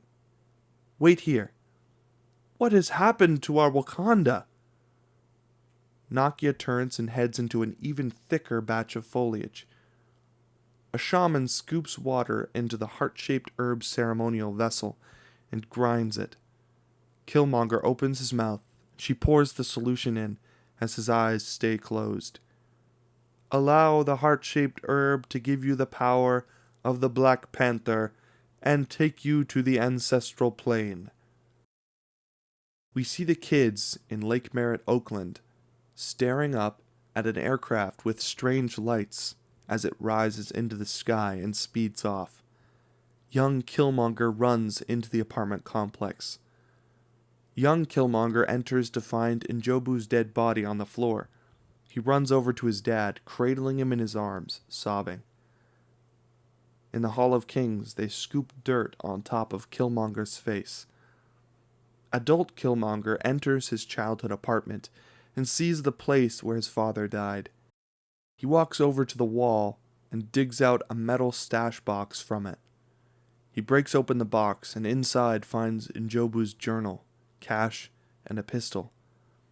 Opening the diary, he finds details of Wakandan history and life, including drawings. He finds his father's ring on a necklace and puts it on. Then Killmonger looks up, and Njobu is sitting across from him, alive. What did I tell you about going into my things? What did you find? Killmonger is now replaced by his younger self. Your home. I gave you a key, hoping that you might see it someday. Young Killmonger flips down his lip, touching his Wakandan tattoo. Yes, the sunsets there are the most beautiful in the world, but I fear you still may not be welcome. Why? They will say you are lost. But I'm right here. Njobu doesn't have an answer for this. No tears for me? Everybody dies. It's just life around here. Njobu's gaze darkens with regret. Well, look at what I've done. I should have taken you back long ago. Young Killmonger has now been replaced by adult Killmonger, who sheds a tear. Instead, we are both abandoned here. Well, maybe your home is the only one that's lost. That's why they can't find us. Njobu stares at his son, heartbroken. Killmonger's eyes open, a new man, powerful, and ready to conquer the world. He gasps for air. As he climbs to his feet, encircled by Kingsguard and shamans. Breathe, my king, breathe! In the catacombs, Nakia drops through a hole into the warrens of tunnels, emerging in the Hall of Kings. Reveling in the power of the heart-shaped herb, Killmonger walks toward a dirt plot filled with heart-shaped herbs. The shamans trail behind him. The heart-shaped herb did that? The shaman nods. This is all of it? Yes, so when it comes time for another king, we will be ready. Another king. Yeah, go ahead and burn all that. Alarmed, the shamans don't move, hoping Killmonger doesn't mean it. But he does. My king, we cannot do that. It's our tradition. Killmonger smiles, then quickly grabs the shaman by the throat. When I tell you to do something, I mean that shit. Burn it all. He lets her go as she gasps for air. Shell-shocked, the shamans move into action. Nakia digs out a flawless, heart-shaped herb, and in an instant darts back for the catacombs, glancing back at Killmonger from the shadows. Killmonger stands in front of the dirt plots as the herb garden is engulfed in flames around him. Every elder, the border tribe military leaders, including Wakabi, the Kingsguard leaders, Okoye, and the Dora, prepare for a council meeting in the tribal council room. Killmonger strolls in, wearing the new gold panther necklace. You know where I'm from. When black folks start revolutions, they never had the firepower or resources to fight their oppressors. Where was Wakanda, Yeah, all that ends today. We got spies embedded in every nation on Earth already in place. Killmonger stands and walks, looking at each of them in the eye. I know how colonizers think, so we're going to use their own strategy against them. We're going to send vibranium weapons out to our war dogs. They'll arm oppressed people all over the world, so they can finally rise up and kill those in power, and their children, and anyone else who takes their side. It's time they know the truth about us. We're warriors. The world's gonna start over. And this time, we're on top. Killmonger sits. The sun will never set on the Wakandan Empire. Okoye looks to Wakabi. Wakanda has survived for so long by fighting only when necessary. Wakanda has survived in the past this way, yes, but the world is changing, General. Elders, it is getting smaller. The outside world is catching up, and soon it will be the conquerors or the conquered. I'd rather be the former. You heard your orders. Let's get to it. Wakabi salutes, while Okoye looks on. Nakia looks to Shuri. In the Wakandan mountains, on the outskirts, Nakia leads Shuri, Ramonda, and Ross through the bitter wind and harsh conditions. So, where are we going again? We're taking the heart-shaped herb to Jabari land. Heart-shaped herb? What is that? It gives whoever takes it heightened abilities. That's what made T'Challa so strong. Ramonda stops in her tracks.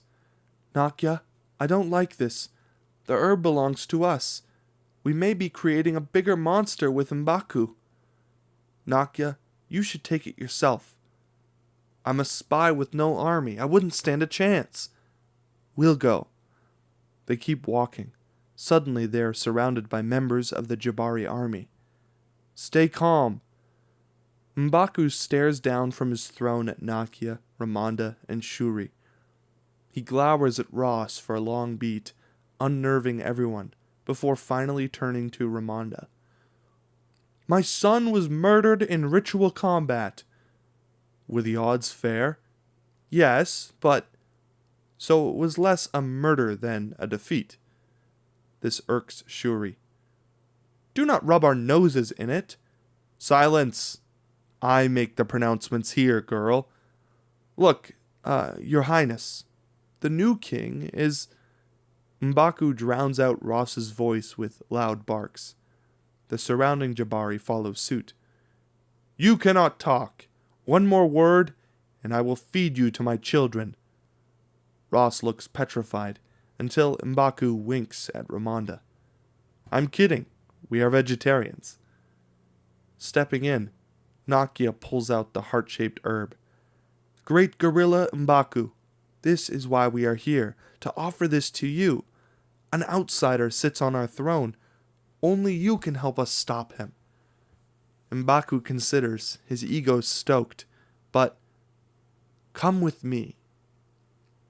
M'Baku leads Nakia, Ross, Ramonda, and Shuri to Jabari healers, working on T'Challa in a small hut in the snow. Impossible. Is he breathing? He's in a coma, barely clinging to life. On a riverbank in Jabariland, at dawn, a flashback from the day before, a tough, weathered Jabari fisherman walks along a frigid river with his yak. One of our fishermen found him at the edge of the river border. He brought him to me. The yak pulls a wooden sleigh, carrying T'Challa's body toward Jabariland. M'Baku, Ramonda, Nakia, Ross, and Shuri remain standing over T'Challa in the snow. Why do you have him in the snow? It's the only thing keeping him from joining the ancestors. We need to get him to my lab. I can heal him there. Take him. He'll be dead in seconds. Nakia, the herb. Ramonda takes the herb from Nakia and pushes past M'Baku, who looks on. I call upon the ancestors. I call upon Bast. I am here with my son T'Challa. Heal him. We must bury him. Resigned, Shuri and Nakia watch closely, sitting down next to her as Ramonda performs the ritual on T'Challa, pouring the solution in his mouth while praying in Zosa, then scooping the snow atop his body. Praise the ancestors. They all say this. Wake up, T'Challa, wake up! T'Chaka beckons T'Challa towards several other Black Panthers and people in the distance. My son. He looks at his ancestors. The time has come for you to come home and be reunited with me. Why? Why didn't you bring the boy home? T'Chaka looks back at him. Why, Baba? He was the truth I chose to omit. You were wrong to abandon him. I chose my people. I chose Wakanda. Our future depended on... You were wrong. All of you were wrong. To turn your backs on the rest of the world. We let the fear of our discovery stop us from doing what is right. No more. I cannot stay here with you. I cannot rest while he sits on the throne. He's a monster of our own making. I must take the mantle back. I must right these wrongs. T'Chaka looks at his son, his disappointment giving way to a proud smile. T'Challa suddenly awakes and is pulled from the snow by Ramonda, unsure of where he is. Do you have a blanket? They embrace. T'Challa turns to see Nakia and Shuri as well. The four of them embrace as M'Baku looks on. Our entire team of heroes is in M'Baku's throne room. T'Challa, Nakia, Shuri, Ramonda, and Ross talk. Killmonger has the full support of our military. He burned the garden of heart-shaped herb. Of course he did. T'Challa turns to Ross. That's what he was trained to do. His unit used to work with the CIA to destabilize foreign countries. They would always strike at transition of power, like an election year or the death of a monarch. You get control of the government, the military, our resources, the Great Mound, our vibranium, all my designs. He will send our weapons all over the world. T'Challa turns to Nakia. mentioning to Shuri and Ramonda. You must get them out of Wakanda safely. What? What about you? The challenge will have to continue. T'Challa, we will not leave Wakanda. It is my duty to keep you safe. If he gets control of our technology, nowhere will be safe. Shuri pulls T'Challa's panther tooth necklace from her pocket and places it on his neck. T'Challa smiles. The Black Panther lives, and when he fights for the fate of Wakanda, I will be there right beside him. As will I. T'Challa smiles. He looks to Nakia and Ramonda, who looks back at him with confidence. I'm in too. The Wakandans cut Ross a look. What? You're going to need all the help you can get. The Wakandans smile at Ross as M'Baku interrupts. Are you done? Are you done? Could you give me and Lord M'Baku a moment? Everyone exits, and M'Baku gazes at T'Challa. Thank you. I owed you a great debt, a life for a life. Consider it paid. Please allow my mother to stay here. No harm will come to her, I give you my word. You know, I could use an army as well. M'Baku laughs. I bet you could, but no. I will give no Jabari lives toward your cause. It is our cause. It is for all of us. Us? You are the first king to come here for centuries, and now you speak of us? I cannot speak for past kings, but an enemy sits on the throne right now. We both know the power of vibranium. If Killmonger gets control of it, who do you think he will come for next? M'Baku sits. We will not help you. T'Challa walks out, leaving M'Baku to think. A train car carrying carts full of vibranium moves across the ground. It then takes a turn up the sides and up to the surface, out to Mount Bashenga, where several border tribe warriors and Kingsguard load the cargo onto the bottom of a Talon fighter. The Dora Milaje keep watch in the distance.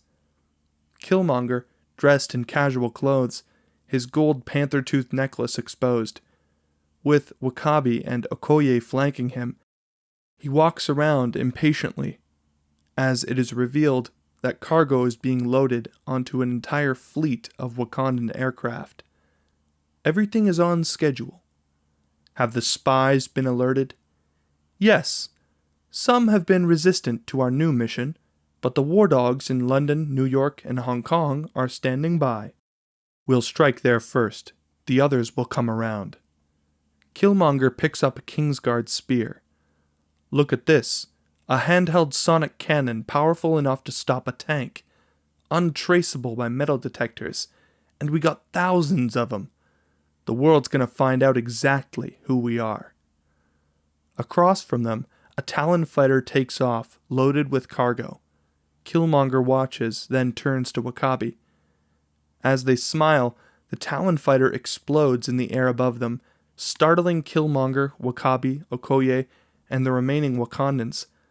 They watch in shock as the debris rains down from the sky. Killmonger looks closely, trying to make something out. Killmonger, Okoye, and W'Kabi line up at the lip of the great mound, surrounded by hundreds of border tribesmen. They look on with confusion, as several hundred yards away at the foot of the mountain, the Panther emerges from the wreckage, suit engaged in all his glory. He starts walking toward the top of the hill. Okoye smiles. He lives. The Panther walks close to the lip of the mound and retracts his mask. Njaraka! What's up? I never yielded, and as you can see, I am not dead. All that challenge shit is over with. I'm the king now. He turns to the King's Guard. Get those planes in the air. Carry out the mission. Shuri, now! Copy that. In Shuri's lab, wearing blanket disguises, Nakia, Ross, and Shuri duck around a corner, avoiding detection by a group of border tribesmen running outside. Go, go, go! Come on, Ross! Killmonger stands with W'Kabi at the top of the mound. W'Kabi, kill this clown. Wakabi, the challenge is not complete. What will we do? The Border Tribe soldiers look on at T'Challa and grow visibly nervous. Border Tribe? Aye aye! Fumbali! Wakabi pulls his sword and triggers the sonic field around it. He points it toward T'Challa, and the Border Tribesmen line up in a battle formation and charge towards T'Challa. A dragon flyer takes off overhead and leads the charge downhill. Okoye turns to Killmonger. Your heart is so full of hatred. You are not fit to be king. She slams her spear, and the Dora fall in line behind her as Killmonger stares her down. Killmonger pulls his blades, activates his panther suit from his necklace, as Talon fighters take off in the background. Ayo, the king! Some of the Dora take off down the hill to fight for T'Challa. Okoye calls for the attack. One of the Dora jumps at Killmonger Panther, followed by the other Dora. They attack. A third Dora jumps and sidekicks Killmonger Panther. The Dragon Flyer overtakes the Border Tribesmen and begins shooting sonic blasts at T'Challa. They create a large impact on the ground as he runs. The Border Tribesmen continue to run down toward T'Challa and fall into a phalanx formation. The vibranium stitching on their blankets activates, and high-tech sonic shields emerge from the blankets. They build on each other. The shields stretch out and up, making a barrier impossible for the Panther to pass. The Panther superjumps over the shield as it rises, hurtling, barely escaping its vertical edge. He lands behind the first wave of Border Tribesmen, delivering a massive sonic blow that sends them flying, as well as lifting some of the spilled spears in the air.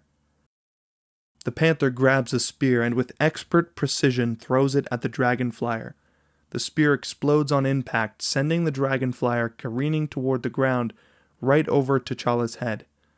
Wakabi sees this and leads the charge of the second wave of Border Tribesmen down toward T'Challa. They engage him, swinging their blades wildly and using their shields to corner him.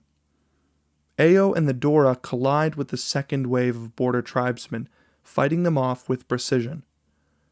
Engaged with the Border Tribesmen, T'Challa lands a hard blow on Wakabi that sends him back through the grass. Wakabi, stop this! Stop this now! Wakabi runs on top of the large rock to gain a vantage point and pulls out a large horn. No! Wakabi blows on the horn. We push in on the Dragon Flyer wreckage. As the rumbling sound is heard, suddenly Armored Rhino number 1 crashes through the bit of the wreckage wearing a red blanket. Then a second Rhino, Armored Rhino number 2, crashes through the other side, bigger and faster than the last, wearing a white blanket. The camera continues to push in as, boom! The Dragon Flyer is split into two, and M20, Wakabi's personal rhino, emerges right toward camera. The Border Tribesmen lift their swords and cheer as the rhinos run past them. Wakabi hops on and goes right for the pack of Dora, sending a third of them flying. Back in the lab, Shuri, Nakia, and Ross are now running down the ramp, throwing off their disguises. Shuri motions for a sand table to rise, revealing a new tech armor rack. She grabs the communication devices. Nakia and I will get control of the Royal Talon with this. Okay, so what do I do? Shuri slips a Kimoyo bead bracelet on Ross's hand. You have to fly it. What? You were a great pilot. Don't worry, I'll guide you through it. It's just like riding a hoverbike. You guys have hoverbikes? Shuri raises a sand table. She hurries back to the first table, grabs the gauntlets, and points out some Dora armor. Nakia, take that. I'm not a Dora. Just put it on, it's armor. Shuri runs down the ramp. Nakia begrudgingly grabs the Dora Milaje uniform and runs after her. Good luck, Agent Ross. Yeah, I don't know what I'm doing. We are counting on you. Okoye jumps over and throws her spear at Killmonger. It bounces off. Okoye catches in stride. She's on the attack. The Dora Milaje advance on Killmonger, but Dora Milaje number 1 strikes too quickly, and Killmonger uses his superior strength and speed to grab her mid-strike, using her as a shield to hold off Okoye and the other Dora. "Wakanda forever!" Killmonger then slits her throat with his vibranium sword. Okoye, devastated, leads another attack on Killmonger. As Nakia and Shuri sneak out onto the deck and plant the Kimoyo bead puck on the Royal Talon fighter, Ross paces, waiting for word from Shuri or Nakia about what to do. Then suddenly the sand table drops to the ground, revealing an F-16 cockpit. "Remote pilot system activated." "I made it American style for you. Get in." Ross hops in and starts up the ship. The Royal Talon fighter clumsily takes off, its thrusters blowing back 2 Kingsguard pilots. "Yes! Go, we can't let these weapons get beyond Wakanda." "Alright, I'm on it." The Royal Talon fighter starts in one direction, does a U-turn, and takes off after the other ships. T'Challa runs full speed next to Rhino number 2, swings around its horn, and does a takedown maneuver, causing the Rhino to fall into a trench left by the wing of the Talon fighter. T'Challa flips out of the trench while the Rhino is trapped by the steep incline. Killmonger is now surrounded by Okoye and 2 Dora. They continue to back him up with synchronized hits until they surround him with a triple spear trap around his neck. "Lock! Get him down!" They tighten their grip around his neck. "Get the necklace!" But Killmonger drops to his knees and expels his suit's kinetic energy, blowing the Dora down the hill. Nakia takes off toward Killmonger. "Wakanda forever!" He moves toward them with rage in his eyes. He engages with Shuri and Nakia in battle. Nakia holds her own with her advanced ring blades, while Shuri strafes from the side with her Panther gauntlets, shooting Killmonger from a distance. Ross flies the RTF over Wakanda and sees the group of aircraft in the distance. "Okay, Shuri, I got him. What do I do?" "Shoot them down, genius." "All right." Ross places his hand on the firing mechanism. "Here goes nothing." A red targeting cursor pops up on the display. Ross reacts, then guides the cursor over the cargo ship and fires. The RTF goes into battle mode. Weapons pop out from openings all over the craft in quick succession. The Royal Talon fighter launches a sonic blast that tears through the wing of the first cargo ship, causing it to spiral down into the docking shores below. Ross watches as the cargo ship drops. "All right, I got him." The Dragon Flyer pilots see the cargo ship drop and turn back around toward the RTF. 3 Dragon Flyers immediately begin firing at the Royal Talon fighter. "Oh, shit. The Panther tangles with the border tribe, but is suddenly smashed in the back by M20 and is sent flying through the air and into a large rock. Killmonger lands 2 hard swiping blows on Nakia, slashing her arm and her leg, then throwing her down the hill, leaving him alone with Shuri, who blasts away at Killmonger, until he suddenly springs at her, grabbing her gauntlets with his claws, and breaks them. On the ground, Panther is suddenly swarmed by border tribesmen and pinned down, stabbed, kicked, and slashed with blades by the mob. He sees Killmonger in the distance closing in on Shuri and expels the kinetic energy in his suit. Wham! "Shuri!" The dog pile is launched off through the air. "What's up, princess?" "You'll never be the true king." Killmonger ominously edges closer and flips his broken spear, preparing to go in for the kill. Shuri ducks as Panther tackles Killmonger in the back, sending them both plunging down into a mine shaft. "Brother!" Both falling down the massive cavern, Panther and Killmonger fight on their way down. Panther crashes to the bottom of the vibranium mine, wounded. He rolls over and barely dodges a knee drop from Killmonger. The two exchange blows, Killmonger getting the better of T'Challa in his exposed areas, while T'Challa is getting nowhere. They both go for a super punch and knock each other back. T'Challa lands on his back and looks up at the sonic stabilizer. He radios to Shuri. Shuri? Brother? Turn on the train on the bottom track. But the stabilizers will deactivate your suit. You won't have protection. Neither will he. Okay.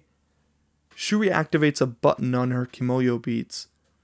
In the vibranium mine, down the track from Panther and Killmonger's fight, we see a light come on in the train port. As they fight, the panels light up in succession, and we see a silent maglev train hurtling right at them. Both fighters evade the train at the last second, as the train whips past, creating a barrier between them too big to jump over. T'Challa stands up as his suit partially retracts into his necklace, leaving his skin exposed. Killmonger, on the other side of the train, looks at his malfunctioning suit in confusion. He turns and looks back at the stabilizer. I don't need a suit to kill you. They look at each other from across the blinding fast train. Your reign is over. You sat up here safe and protected. You want to see us become just like the other people you hate so much? Divide and conquer the land as they did? No. I learn from my enemies and beat them at their own game. You have become them. You will destroy the world, Wakanda included. The world took away everything from me, everything I ever loved, and I'm going to make sure we're even. I'm going to track down anyone who would even think about being loyal to you, and I'm going to put their ass in the dirt, right next to Zuri. Hatred flashes over T'Challa's eyes as he re-engages his mask and the train clears. Killmonger engages his mask, and they leap at each other again. Shuri moves to Nakia's side and helps her up. Nakia, are you alright? I'm okay. You? Yes. Let's go. They join the fight with Okoye and Ayo. Ross begins maneuvering the controls like an expert pilot. He guides the ship through a canyon, chasing the remaining cargo ship, while firing at the 3 dragonflyers that are all attempting to take him down. Shuri, I've lost one of them, but 2 are on my tail. The cargo ship hurtles ahead, while the RTF navigates dragonflyer blasts and rock outcroppings. The building begins to shake in Shuri's lab. Ross is confused. What the hell was that? The lab is under attack. What? Where? Deactivating hologram. The display in front of Ross comes down, revealing a massive dragonflyer firing sonic blasts outside the windows of the lab. Ross jumps at the sight of this, realizing he's now sitting in a death trap. Ross, you have to get out of there now! How long do I have? Glass integrity is at 50%. Ross looks at the window and thinks about it for a beat. He regrips the pilot handles. Put me back in. Ross! Ross! The ship projection comes back up and Ross continues to fly. As our heroes fight, the border tribesmen continue to use their advanced shields to close them off to an impenetrable circle. Okoye looks around, searching for an option for escape through the sea of border tribesmen. We find Wakabi in the distance, perched atop M20, looking back at her. Surrender now! You have 3 seconds to lay down your weapons! Okoye looks back resolute. 1, 2... The sound of an attack is heard from behind Wakabi. Loud chants seemingly come from every direction as the entire perimeter of the border tribe is showing signs of being breached. Shuri, Okoye, Nakia, and Ayo look around confused as one of the interior shield-holding border tribesmen is suddenly lifted up by his collar, his shield disappearing as a result. We tilt up to reveal M'Baku holding him with one hand, and 6 Jabari warriors behind him. Witness the might of Jabari firsthand! M'Baku throws the border tribesman into the sonic shield, and we go around the horn to see the Jabari warriors tearing through the border tribe perimeter with their wooded weapons. M'Baku, seeing the breaks in the interior shield, calls for his troops to move forward. Abya! He jumps down from the rock, followed by his troops. Okoye sees this and calls her troops forward. Fambili! Okoye leads the women forward through the gaps in the shield. M'Baku breaks through, swinging his knobkerrie to change the tide of the battle. Abia! Killmonger and Panther continue to brawl in the mine. Killmonger lands a deadly headbutt, and an oncoming train knocks them both to opposite sides of the track. As the train passes, Killmonger picks up the knife that fell into the mines along with them. The RTF does battle with the Dragonflyers, using the sonic blasters to shoot down 2 of them, but taking significant damage. Ross has a clear line of sight to the last Talon fighter. Glass integrity is at 15%. The 2 remaining Dragonflyers shoot vibranium drills into the hobbled RTF, slowing it down, allowing the Talon fighter to pull away. The drills send an electric pulse into the RTF. Critical weapons failure.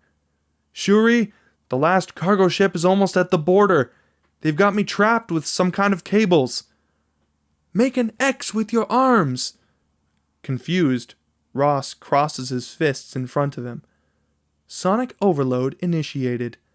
Now break it! Ross swings his arms open.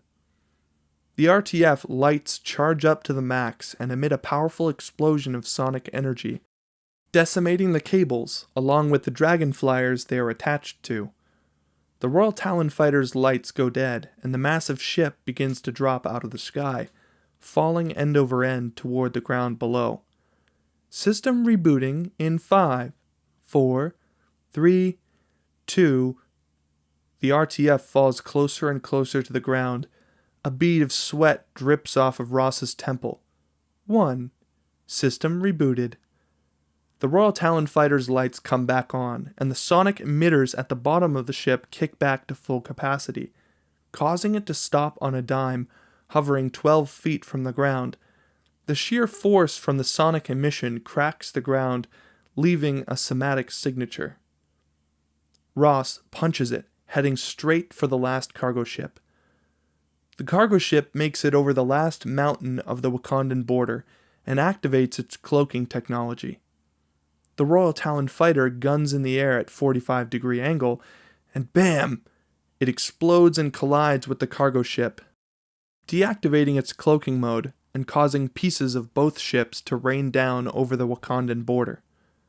Ross's cockpit disintegrates back to a pile of sand. Ross drops into it. Yes, we did it! Great, now get out of there! Ross gets up and heads toward the ramp in the lab as the glass blows out. M'Baku, surrounded by border tribesmen, is held up while Wakabi, atop M20, comes charging straight at him, giving him nowhere to go. But at the last second, Okoye steps in front of M'Baku, staring M20 down, who gallops toward her and stops at the very last second. His horn inches from Okoye's face. M20 licks her face lovingly. Wakabi dismounts and approaches Okoye slowly. Okoye points her spear at him. Drop your weapon. Will you kill me, my love? For Wakanda? Without question. She draws her weapon. Wakabi sees the fire in Okoye's eyes. He looks around at the battlefield, where the remaining border tribesmen are surrendering to the Jabari and Dora. Wakabi looks at Okoye for a long beat, then throws his sword into the dirt and kneels in front of her. Killmonger slashes at T'Challa with the spear, backing T'Challa up toward the lip of the track. As the train comes speeding toward them, both of their suits retract, and T'Challa holds Killmonger off as Killmonger pushes the blade of the spear toward his face. This is it for you, cousin. T'Challa turns toward the train and sees that it's about to end. He lets Killmonger swing towards him and dodges, backing up even closer to the edge of the track, and Killmonger swings again, but this time T'Challa punches Killmonger's arm, jarring the blade loose and sending it flying into the air. T'Challa then does a rolling armbar takedown as the broken spear flips through the air. We track the spear as the sonic stabilization field turns off and the train passes the two fighters. The broken spear drops, T'Challa catches it with his right hand and slams it into Killmonger's chest, just as both their suits form around them. Killmonger removes his helmet, then looks down at the blade which is buried in his chest. T'Challa, realizing this is it, removes his mask as well. Hell of a move. Killmonger struggles to breathe. My pop said Wakanda was the most beautiful thing he'd ever seen. He promised he was going to show it to me someday. Can you believe that? A kid from Oakland running around believing in fairy tales. Killmonger winces from the pain. T'Challa stands and picks Killmonger up, dragging him to his feet. T'Challa supports Killmonger as both men ride a vibranium lift toward the mouth of the mine. T'Challa stands at the top of the great mound next to Killmonger, who kneels, watching the sun creep down behind the horizon. It's beautiful. T'Challa thinks for a long beat. Maybe we can still heal you. Killmonger thinks on this. Why, so you can just lock me up? Just bury me in the ocean with my ancestors that jumped from the ships, 'cause they knew death was better than bondage. Killmonger pulls the knife out of his chest, killing himself instantly. T'Challa looks down at his cousin's now lifeless body and becomes emotional. In full royal regalia, T'Challa strolls in with confidence. Shuri, Ramonda, the Dora, including Okoye, Ayo, and all the elders, even M'Baku, are present. T'Challa and Nakia stand together. Thank you. You saved me. You saved my family, our nation. There is nothing to thank me for. It is our duty to. It was my duty to fight for what I love. I should have... T'Challa kisses her. You can't blame me. I almost died. Nakia looks at him deeply and kisses him back. Stay. I think I know a way you can still fulfill your calling. Please, stay here. Nakia looks at T'Challa with curious eyes. She kisses him. T'Challa and Shuri, dressed in subtle clothing, look at the now abandoned apartment building in Oakland. 6 kids, mostly black, some Latino, play 3-on-3 on a rugged basketball hoop. When you said you would take me to California for the first time, I thought you meant Coachella or Disneyland. Why here? This is where our father killed our uncle. Shuri looks at T'Challa, shocked by his bluntness. She turns and stares closely at the building. We see her point of view of large signage that hints the building is soon to be demolished. They're tearing it down. Good. They're not tearing it down. I bought this building. Shuri turns to him confused. And that building? And that one? This will be the first Wakandan International Outreach Center. Shuri smiles at the surprise. Nakia will oversee the social outreach, and you will spearhead the science and information exchange. Shuri turns to T'Challa in shock at what this means. You're kidding! T'Challa hits a button on his Kimoyo bead, and the Royal Talon fighter comes out of cloaking, revealing itself to have been parked behind the kids playing basketball. A young black kid turns to see the ship, as the other kids collectively lose their shit. What? What the hell is this? That's like a Bugatti spaceship. Whoa, it came out of nowhere. Did you see that? What? They run up to the ship and touch it, unsure at first. We can take this back to the house, y'all. We could pull up to school in this. Hey, look, we can break it apart and sell it on eBay. Everybody get like $1 million apiece. She starts off towards the kids, walking past the young black one. I wouldn't do that if I were you guys. Where you come from? From Wakanda. What's Wakanda? The young black kid approaches T'Challa. Hey, is this yours? Who are you? T'Challa thinks on this and smiles. The title appears, Black Panther. In a post-credit scene, T'Challa walks, flanked by Nakia, Okoye, and Ayo. Several assembly members move around the room, preparing for a meeting. Suddenly, a hush falls over the hall as the Wakandans enter and walk up to the center pit. "My name is King T'Challa, son of King T'Chaka. I am the sovereign ruler of the nation of Wakanda, and for the first time in our history, we will be sharing our knowledge and resources with the outside world. Wakanda will no longer watch from the shadows. We cannot. We must not. We will work to be an example of how we as brothers and sisters on this earth should treat each other. Now more than ever, illusions of division threaten our very existence. We all know the truth. More connects us than separates us. In time of crisis, the wise build bridges, while the foolish build barriers. We will find a way to look after one another, as if we were one single tribe." The audience of world leaders look around bemused, wondering what Wakanda could possibly have to offer. The French ambassador can't help but lean into his microphone. "With all due respect, King T'Challa, what can a nation of farmers offer to the rest of the world?" There are a few chuckles from the gallery. Nakia, Okoye, and Ayo share a look. T'Challa smiles. In a Wakandan medicine hut, we open to 3 necropolitan children with painted faces, looming directly over something, staring with curiosity. The camera moves, startling the children who quickly flee the hut. The kids race out of the hut and over to Shuri. "Are you playing around with that man again?" "No." "You're teasing him again." Bucky exits the hut to the sight of a beautiful Wakandan lakeside. He takes it all in with a deep breath. Outside the hut are a Wakandan shaman, men and women, and Shuri embracing the 3 giggling children. The 2 Dora Milaje observe Shuri from a close distance. The white wolf. Bucky settles next to Shuri, taking in her view of the lake. "Good morning, Sergeant Barnes." Bucky. "How are you feeling?" "Good, thank you." Shuri smiles. "Come, much more for you to learn." He follows Shuri toward the other huts.